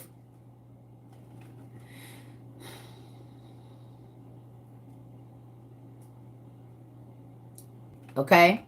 When an evil spirit comes out of a person, it travels through dry places looking for a place to rest but find none. And when we read in Solomon, we found that those spirits be roaming. It said they be living in crags and ravines and dark places, clefts and rocks by water. So we know this to be true because the demons, even when they was talking to Solomon and he asked what they do, it told them. Right? The demon said, I live in caves or wherever and I go and I roam. Right? The demons kept saying that. Different ones would say where they lived at and where they would be. Okay? So right here in Matthew, that lines up with Solomon. Right here. Right here. When an evil spirit comes out of a person, it travels through the dry places looking for a place to rest but finds none. So it says, I will go back in the home I left. I'm going back to the body I was in. When it comes back, it finds that that home is still empty. It is all neat and clean. So God done cleaned up your life. This is why your exes come back when you finally start getting yourself together, because that spirit that God called out of them. When you said, God, please take this away from me. And he did. And then as soon as that evil spirit that kept you down, depressed, made you feel like you wasn't good enough, stole from you, kept you unhappy, get to tickling in your ear a little bit, you let it back in. I'm about to show you. And they do you worse than they did you the last time. Look, it's right here. So it says, I'm going back to the boo that I know. I'm going back to the home I left. And when it comes back, it finds that that home is still empty. That's why you got to keep your mind busy doing stuff and growing, because you'll go back to the old days and be looking back and be back in the same situation. Literally. It is all neat and clean. Then the evil spirit goes out and brings 7 other spirits more evil than itself. And they all go live there. And that person has even more trouble than before. It is the same way with the evil people who live today. Screenshot that. You're going to want to screenshot that right there. The danger of emptiness. And y'all wonder why I'm not going to sit and let nobody keep on putting mess in my life. No. Right here. The danger of emptiness. Right here. So y'all friends is, a lot of y'all friends is empty. But remember, family, that one could be a leader over 1,000. So that 8 could actually be 8,000. DID? Schizophrenia?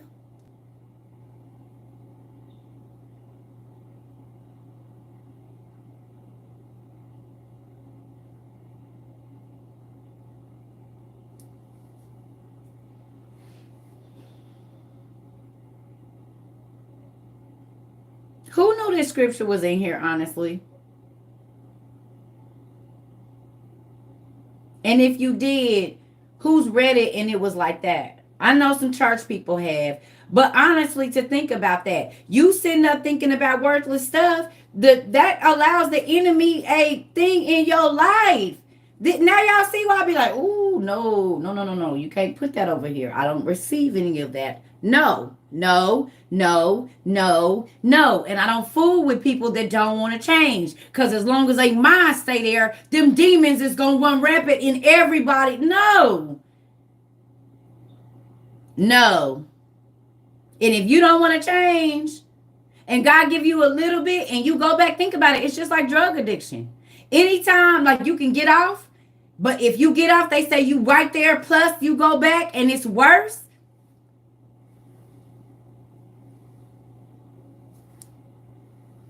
It's right here.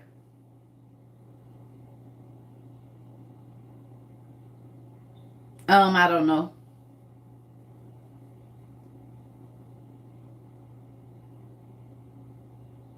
Every time you go back and touch sin, you get deeper and deeper locked in. Remember, we did that with the chains, and I had the belts, and I kept trying to go out. First, it was easy for me to go out the door. Boom. Then every time I went out and came back in, it was another chain, another chain, another chain, another chain, another chain, to where finally all I can do is sit and look out, because I'm a prisoner in my own body, because there's so many entities in here that, but before I can get to the surface, they pop in. They hurting my family. They hurting my friends. They hurting my church people. The people at my job, they come to the surface, boom, and go back. And now I have to deal with what those demons did. We see in Adam and Eve that Lucifer would get behind both of them as soon as they went to go connect, because he's tricking them. He vanished. And now they dealing with it. Like people that murder and say, I didn't do it, I don't remember. They didn't. Bipolar. Bi means two. The reason that is the exact opposite 9 times out of 10 is not them. So it's not one person in the body, it's 2 entities, 2 spirits, your spirit and the demon. This is why the Bible say be of sound mind. And when I was reading, Solomon said, I didn't ask for money. I asked for a sound mind. First, he asked for a sound mind.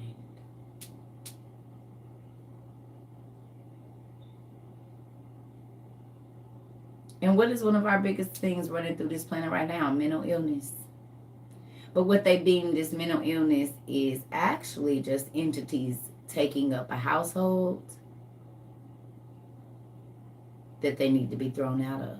There are demons in your life that have been there, and you think it's a part of your character because they got in prior to you understanding, and it's not a part of your character. That's why you can't control it. Because the Bible tells you to be in control of your members, and if you're not, that means something else is controlling you.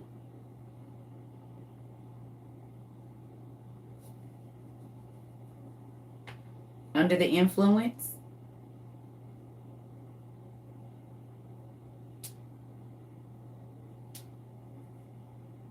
I don't remember doing that. I didn't say that, but you did.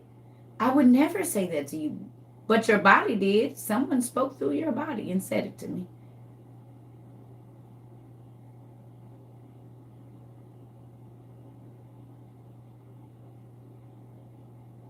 These doctors would not get the money they get because they know the demons that they're putting in you, because they named the medicine after the demons, because they witch doctors. I keep telling y'all that. They know exactly what's wrong with you. And that's why they study y'all under cameras. They want to see if the demons are going to manifest. And they do. That's why y'all case studies.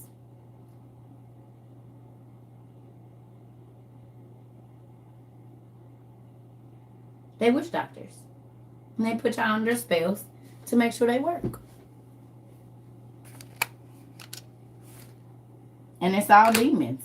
Because as you can see, just like on your prescription medication thing, it's all these side effects that's worse than the whole what you trying to fix. Matthew 43 through 46, chapter 12. You be worse off when you start taking their pills, don't you? Heart failure and all this stuff. None of that stuff you had, and all you was trying to do was go to sleep. I gotta go to the bathroom. I'll be right back.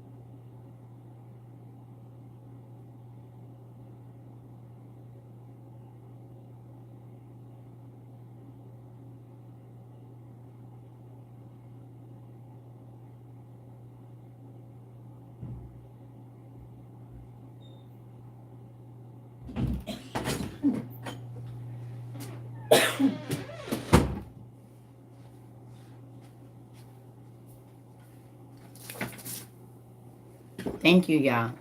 So I was on the toilet, of course, and I thought about something.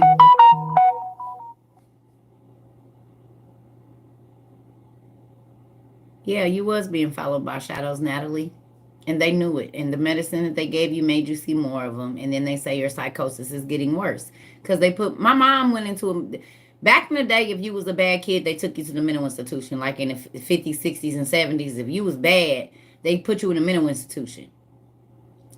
Right? And they'll give you like Thorazine and stuff. And my mother told me, because she used to fight because they had a real hard life.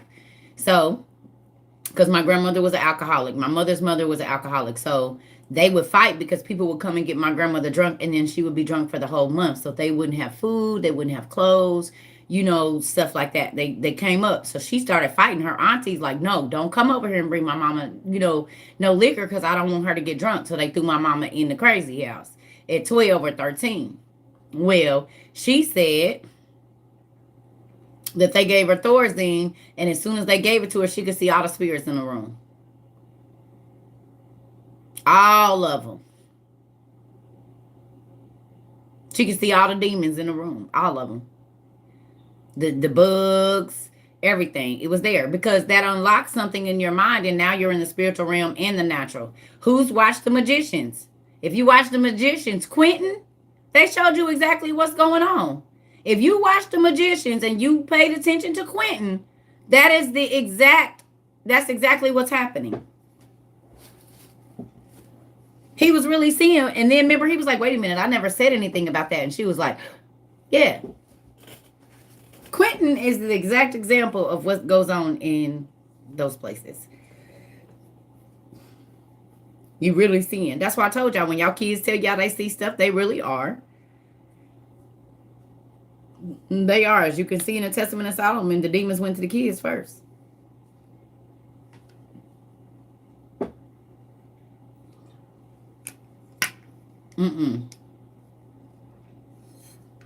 All of it. I've never watched Brain on Fire. Percocets made my mom see snakes after her heart surgery. Yep.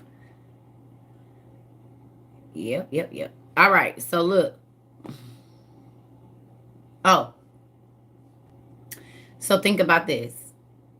Now you know why when you are intimate with certain people, you start to do things that you would have never done, because those spirits, when the Bible says you become one, it's talking about a child. The two people become one, and also your spirits, your mind, your body, and soul become one with that person. So if they have demons, whatever demons are in them just step down into your body. And if you already had some, that's why you worse off. The next relationship is worse and worse and worse and worse. They just keep getting worse because those demons just transfer bodies, but you're taking all of them with you. And this is why the person's mind starts getting weaker and weaker and weaker and taking stuff they wouldn't normally take, because they keep connecting with people that are not covered in God's blood. So whatever demons they had and your ex had and the ex before them, and just think, if they deal with a mentally unstable woman on a regular and you're creeping with him, guess what you're going to be? Mentally unstable. So you're going to start busting out tires and checking phones and doing all the same. And you're like, this ain't even my character. That's because he's not only connecting with you. So however many women he connecting with, you're going to feel them and become them, because y'all all are one.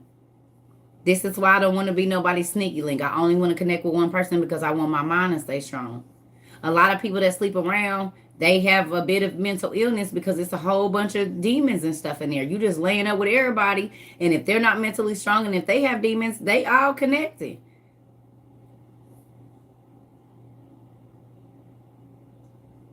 Start feeling depression and all of this, and you're not a depressed person, who are you sleeping with?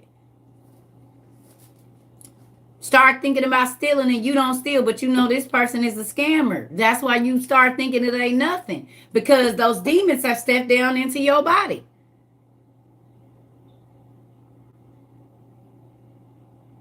Yes, Miss Nicole. Yeah. No, that's why when I tell y'all, I'm very careful about who and what the trees I climb. Even though I ain't supposed to be climbing none, I'm not going to front. I have climbed a few. And with that, if my mood instantly change, you can know when you sleep with a person, when they leave you, instantly you feel some type of way. You'll be like, what is this? You wake up the next morning, you try to shake it and it don't go nowhere. That's because it's not on the outside, baby. It's on the inside. Soul ties are real, and it's not just sexual. Mental soul ties. It affects everything in your body.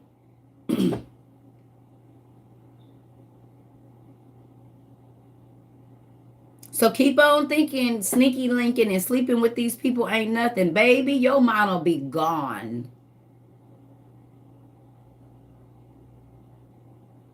And you want how I know? Go read Hosea. At the bottom of there, it said they thinking lit alcohol and immoral sex. It messed with your mind. We just read it in Hosea. Right there at the end. Did y'all catch that? Let's go back and read that part, because it's very important.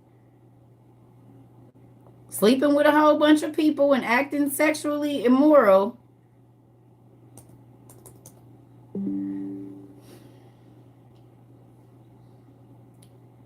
So we read in Matthew 12:43 through 46 that when the demons come in, they bring 8 and your life is worse off. Okay? But in Hosea, if you go down to Hosea 4 and 11, it says sexual sins, strong drink, and new wine ruin a person's ability to think straight. Sexual sin ruins your ability to think straight.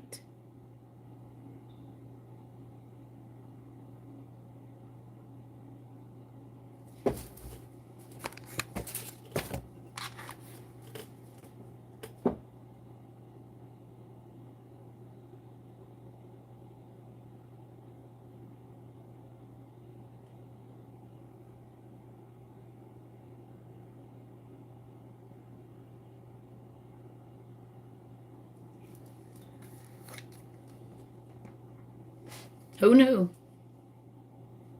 I can't stop thinking about them. I'm just going to go check their Facebook. I'm just going to go check their Instagram. I'm going to drive by their house. I'm going to go by their mom's house. I'm going to, yeah, that's Hosea 4 and 11.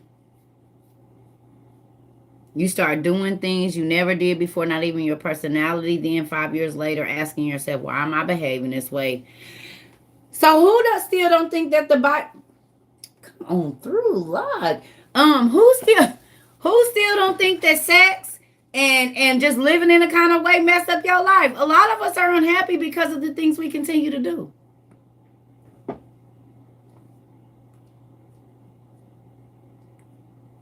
So between Matthew 12, 43 and 46 and this Hosea, baby, if that don't snap your mind in, I don't know what is. Every person that you connect with that is sexual sin, you could be getting 8 demons, and each of those 8 demons could have 1,000 under them if it's a legion of demons under that one.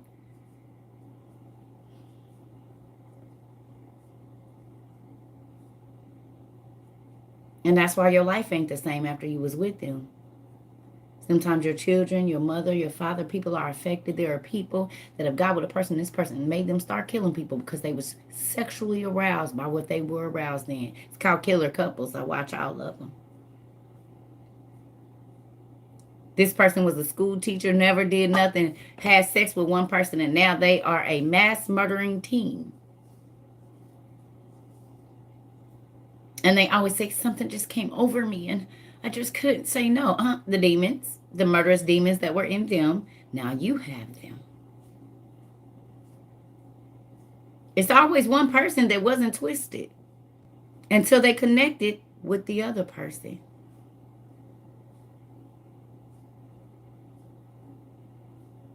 A lot of people get on heavy drugs because of the person they're having sex with does heavy drugs, and they would have never did that unless they had sex and were in a relationship with that person.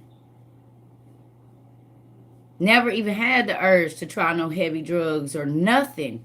And then they get with this person, and guess what? Now they're addicted to whatever that person is doing, and they're both destroying each other. And both of their lives are worse off than where they were.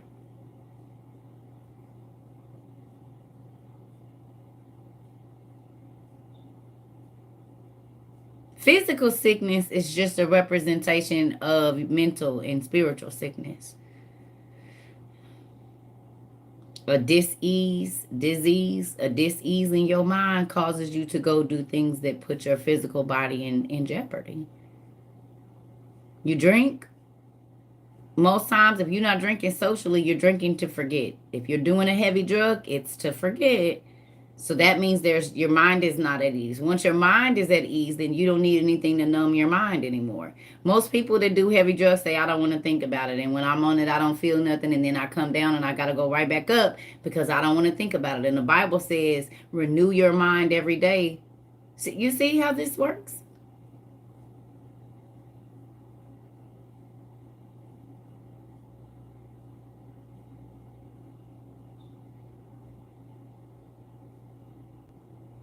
Whenever a person's addicted to something, I ask them, what you trying to numb? What you don't want to think about? And they look at me like this. How did you know that? Because the only reason you self-medicating is because you have a pain that's internal. There's no cuts on you. You're hurting. I can see that. You're numbing the pain. Okay, so let's talk about it.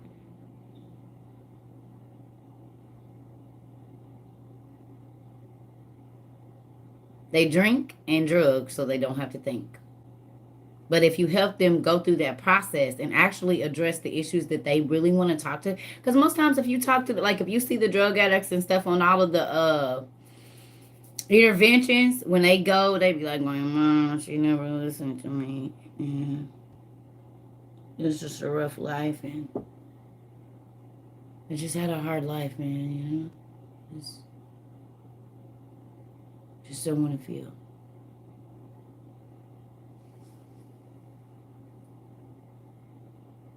Talk to a drunk, they're gonna start crying 9 times out of 10, or out of anger, they will lash out at you. All emotions.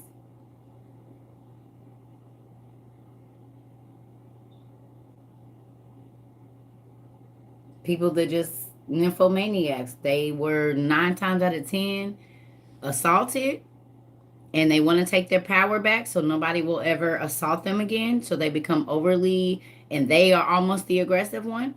Or it is the only way that they know to feel love. And that's the only time that they actually feel like wanted. So then they just sleep with people all the time because it makes them feel wanted.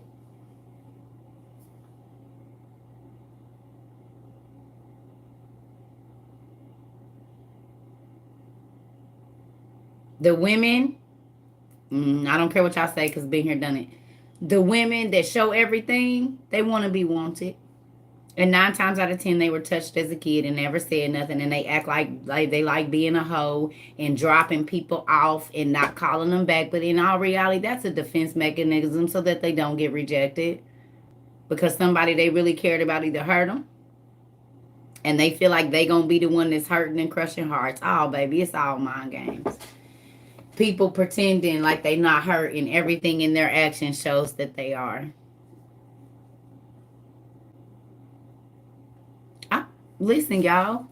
I study people. I've been in so many different social settings. I done seen it, and it don't be wrong in those social settings. It be in the workplace, at the grocery store. The person that's the loudest in the grocery store want everybody to pay attention to them. Whoever is in their personal life, don't pay no attention. Don't listen to them. Their feelings don't matter, and all of that. And who gets it? The people that are on the outside, because they cannot get through to that other person.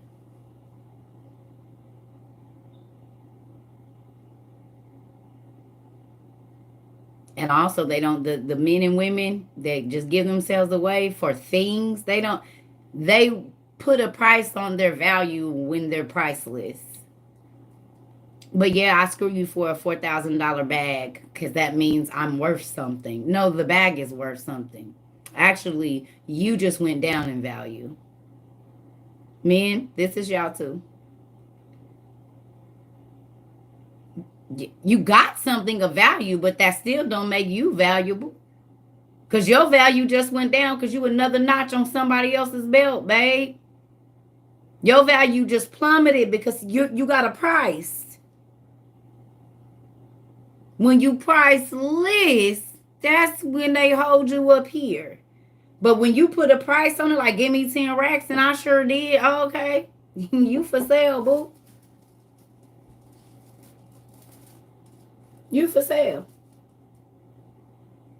Just because they give you material things that are valuable don't mean you valuable. You lost value.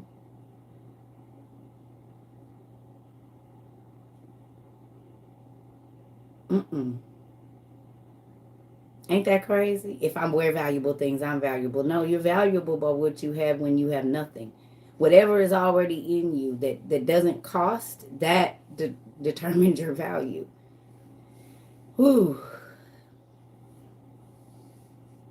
Because that means if all those things are taken away, you're not valuable. I know I'm valuable whether I ain't got a pot to piss in the window or throw it out, or whether I live in a palace, baby. My life adds value to other people's lives. So yeah, no, I'm very valuable. As a matter of fact, I'm priceless. And the things that I have, you can't take them away. Because I can get all of this all over again because it's here. You can't take my self-worth because I know what I'm worth. You can't tell me I'm not worth nothing because whether I have this or not, I'm still valuable to other people. It doesn't matter. That's why I don't care about expensive stuff, because expensive and high price don't make me valuable. It means I have valuable things, but I can still be cheapest on the market.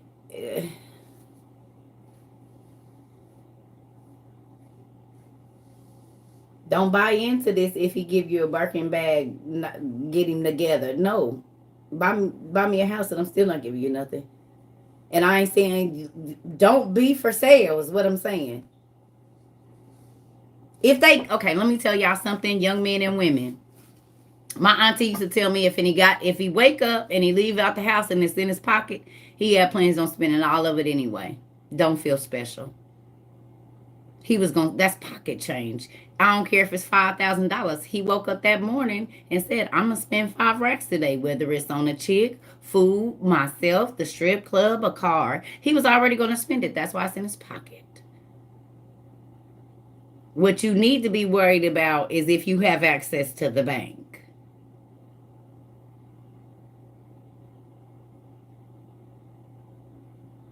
Because if you ain't got access to the bank, baby, you ain't got nothing. He only gonna give you what he already meant to spend anyway. You ain't doing nothing.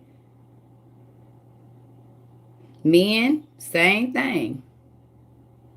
She was gonna screw anyway. When she got up and got dressed this morning and had her nipples showing and her thong out, she was gonna screw anyway. You ain't special. She was gonna gap them legs to somebody. She had already said it in her mind that she was getting her back blown out today. You just so happen to be the one that walked across. Right, Miss Lady. Think big. You think it's small. Think big.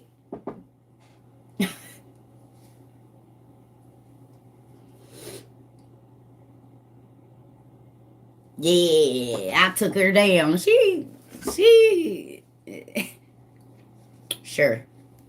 You had to work so hard.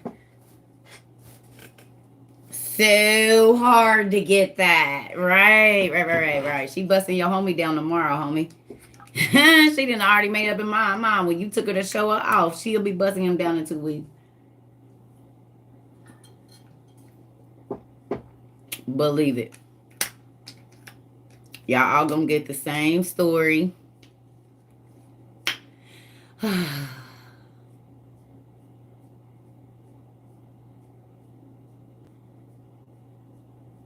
And thus saith the Testament of Circa. Sarah, you are. Ooh, Jesus, give me a book. They definitely gonna put my book in the lost books of the New Bible. They gonna have to discover it. Mm-hmm. Show is. They gonna put my stuff in the lost books. They gonna find that 175 years later. Like, why we didn't have this book before? Thank you. Ooh, hilarious. So I'm about to go eat because we've been on here for 2 hours and 8 minutes. And I got some stuff I gotta do. But let me ask you a question. Isn't it interesting how people say the Bible is pointless, but every time we read, you see something that applies to our life right now? No matter how old these books are, it's something that, now you see why I said, honey, I read so I can see the people pop up off the page. Ooh. Your name is Nimrod, and you Belkyra, and your name is Hagar, and your name is Rahab, and you a Naaman. Oh, Noah, come over and sit down. Tell me what's going on, Noah. See, when you read the Bible, then you see the people, because guess what? We are the lineage of the people we read about. We're just multiplied. Just like I can look at my kids And I can even look at my grandkids now, and they act like they grandma, and they not even 1 year old. They have my tendencies, my smell, all sorts of things. These are our forefathers. God said, go and look at what your forefathers did as to why I was getting rid of them, and you better pay attention.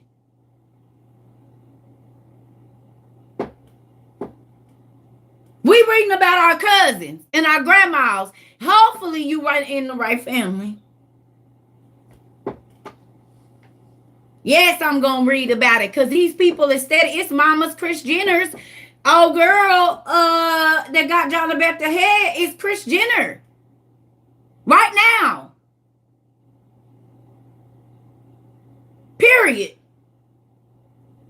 She made her daughter dance for her stepdaddy while she watched, and all of the kingdom watched as she seduced him to get something that the mama wanted.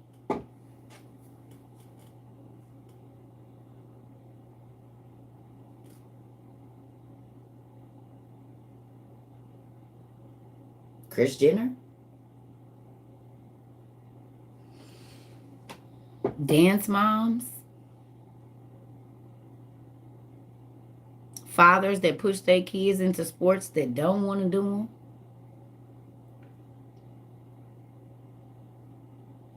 Mothers that make their daughters go and be beautiful, whatever, because maybe they didn't get a chance and put their daughters in predators' arms and sons in predators' arms?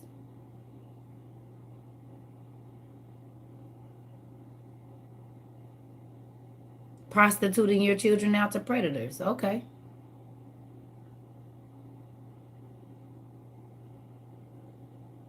Yes, that's biblical. Go look up the story of John the Baptist and see what happened. Read it for yourself.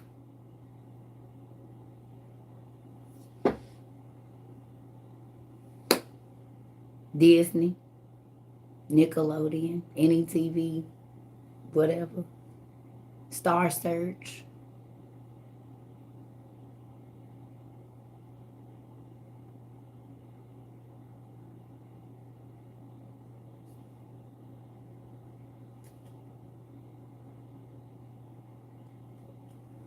Name one person that came out of Hollywood that didn't have a mental break.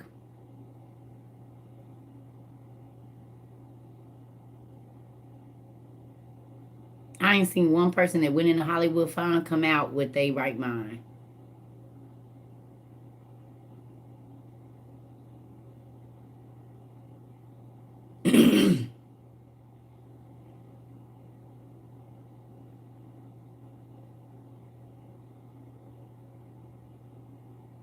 T and Tamara. We still don't know what T and Tamara went through. We don't know. We don't know.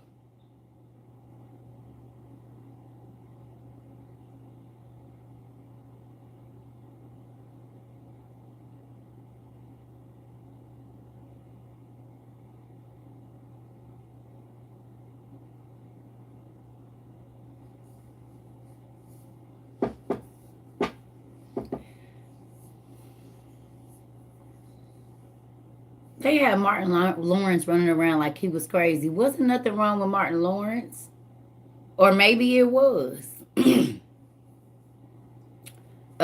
Chris Tucker, Dave Chappelle, he had to go run all the way to Africa to get away from him. He couldn't even tell his wife he was leaving.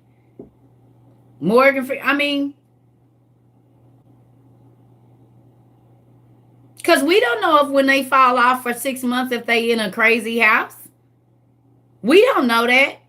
When they fall off and we just don't see nothing, we don't know where they at.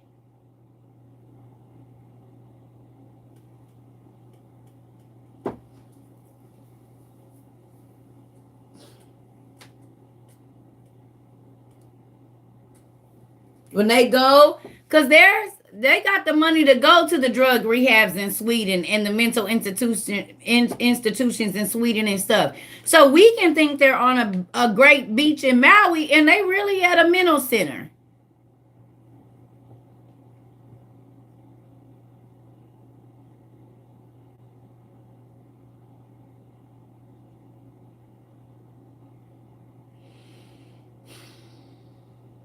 You can't play with magic and not lose your mind, because you start to believe delusions, and you're listening to delusions, and you're worshiping a delusional God, so then you become confused as well. And if you reading He came to set the captives free, you see what goes on and what they do in the Hollywood Hills. That'll drive anybody crazy. You see demons manifesting and having relations with humans, and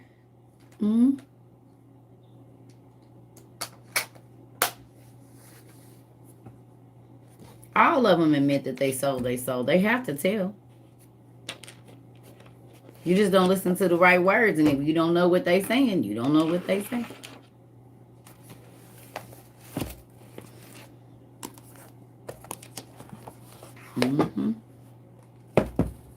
Everybody.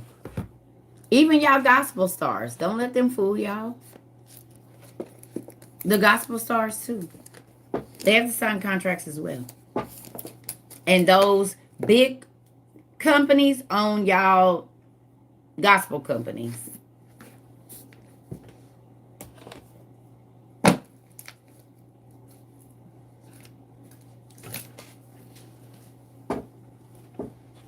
Interscope Records, and the sister company is this other company. Well, they signed the same contract.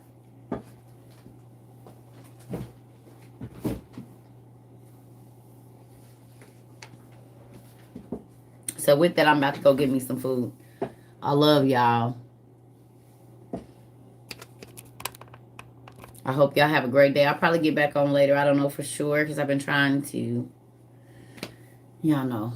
But I do love y'all. And do some research today. Okay?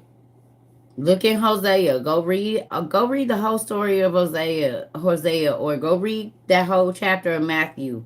Look at your life and realize, and that's the one thing about the word.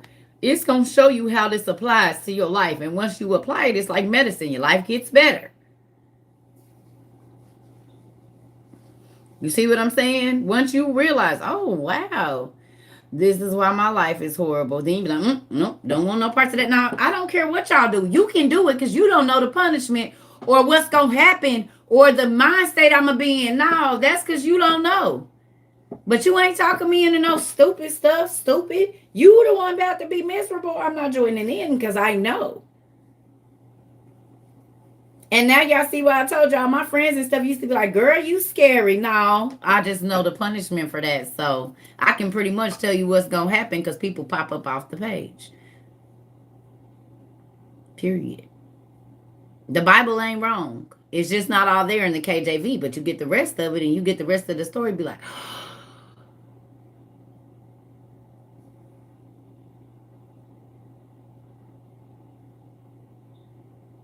that's why that happened to them.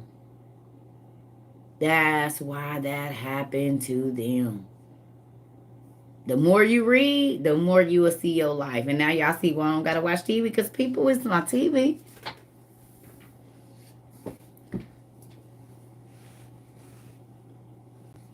People are my TV. We can talk about something here, and then people say, oh my God, that happened to me.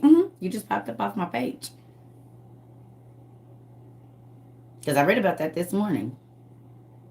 And now, not saying like, but it's still the same.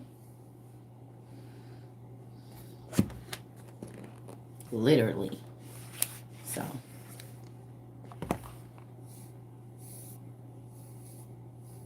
Yep. So now when y'all go read y'all stories in KJV, just know that there is a whole book of that one story that you read. You just got to find it. And you'll know all of the middle parts of that story. Like how we know the middle parts of Genesis 6. It wasn't just women was born, the angels came down, they had sex with them, they created giants, and the earth was flooded. Oh no, it was so much more good, juicy details in there. Ooh, so many more things. But because we don't choose to go and look further than what is right in front of our faces, then we never get to see God in his whole majesty. I want to know all because he knows all. And he got as much information as more than I could ever even ask for. So, yeah, I want to know all. So, have a good day. I'll get back on here probably this evening. I love y'all. Go read something. Thank you, Mr. Stone. Love y'all.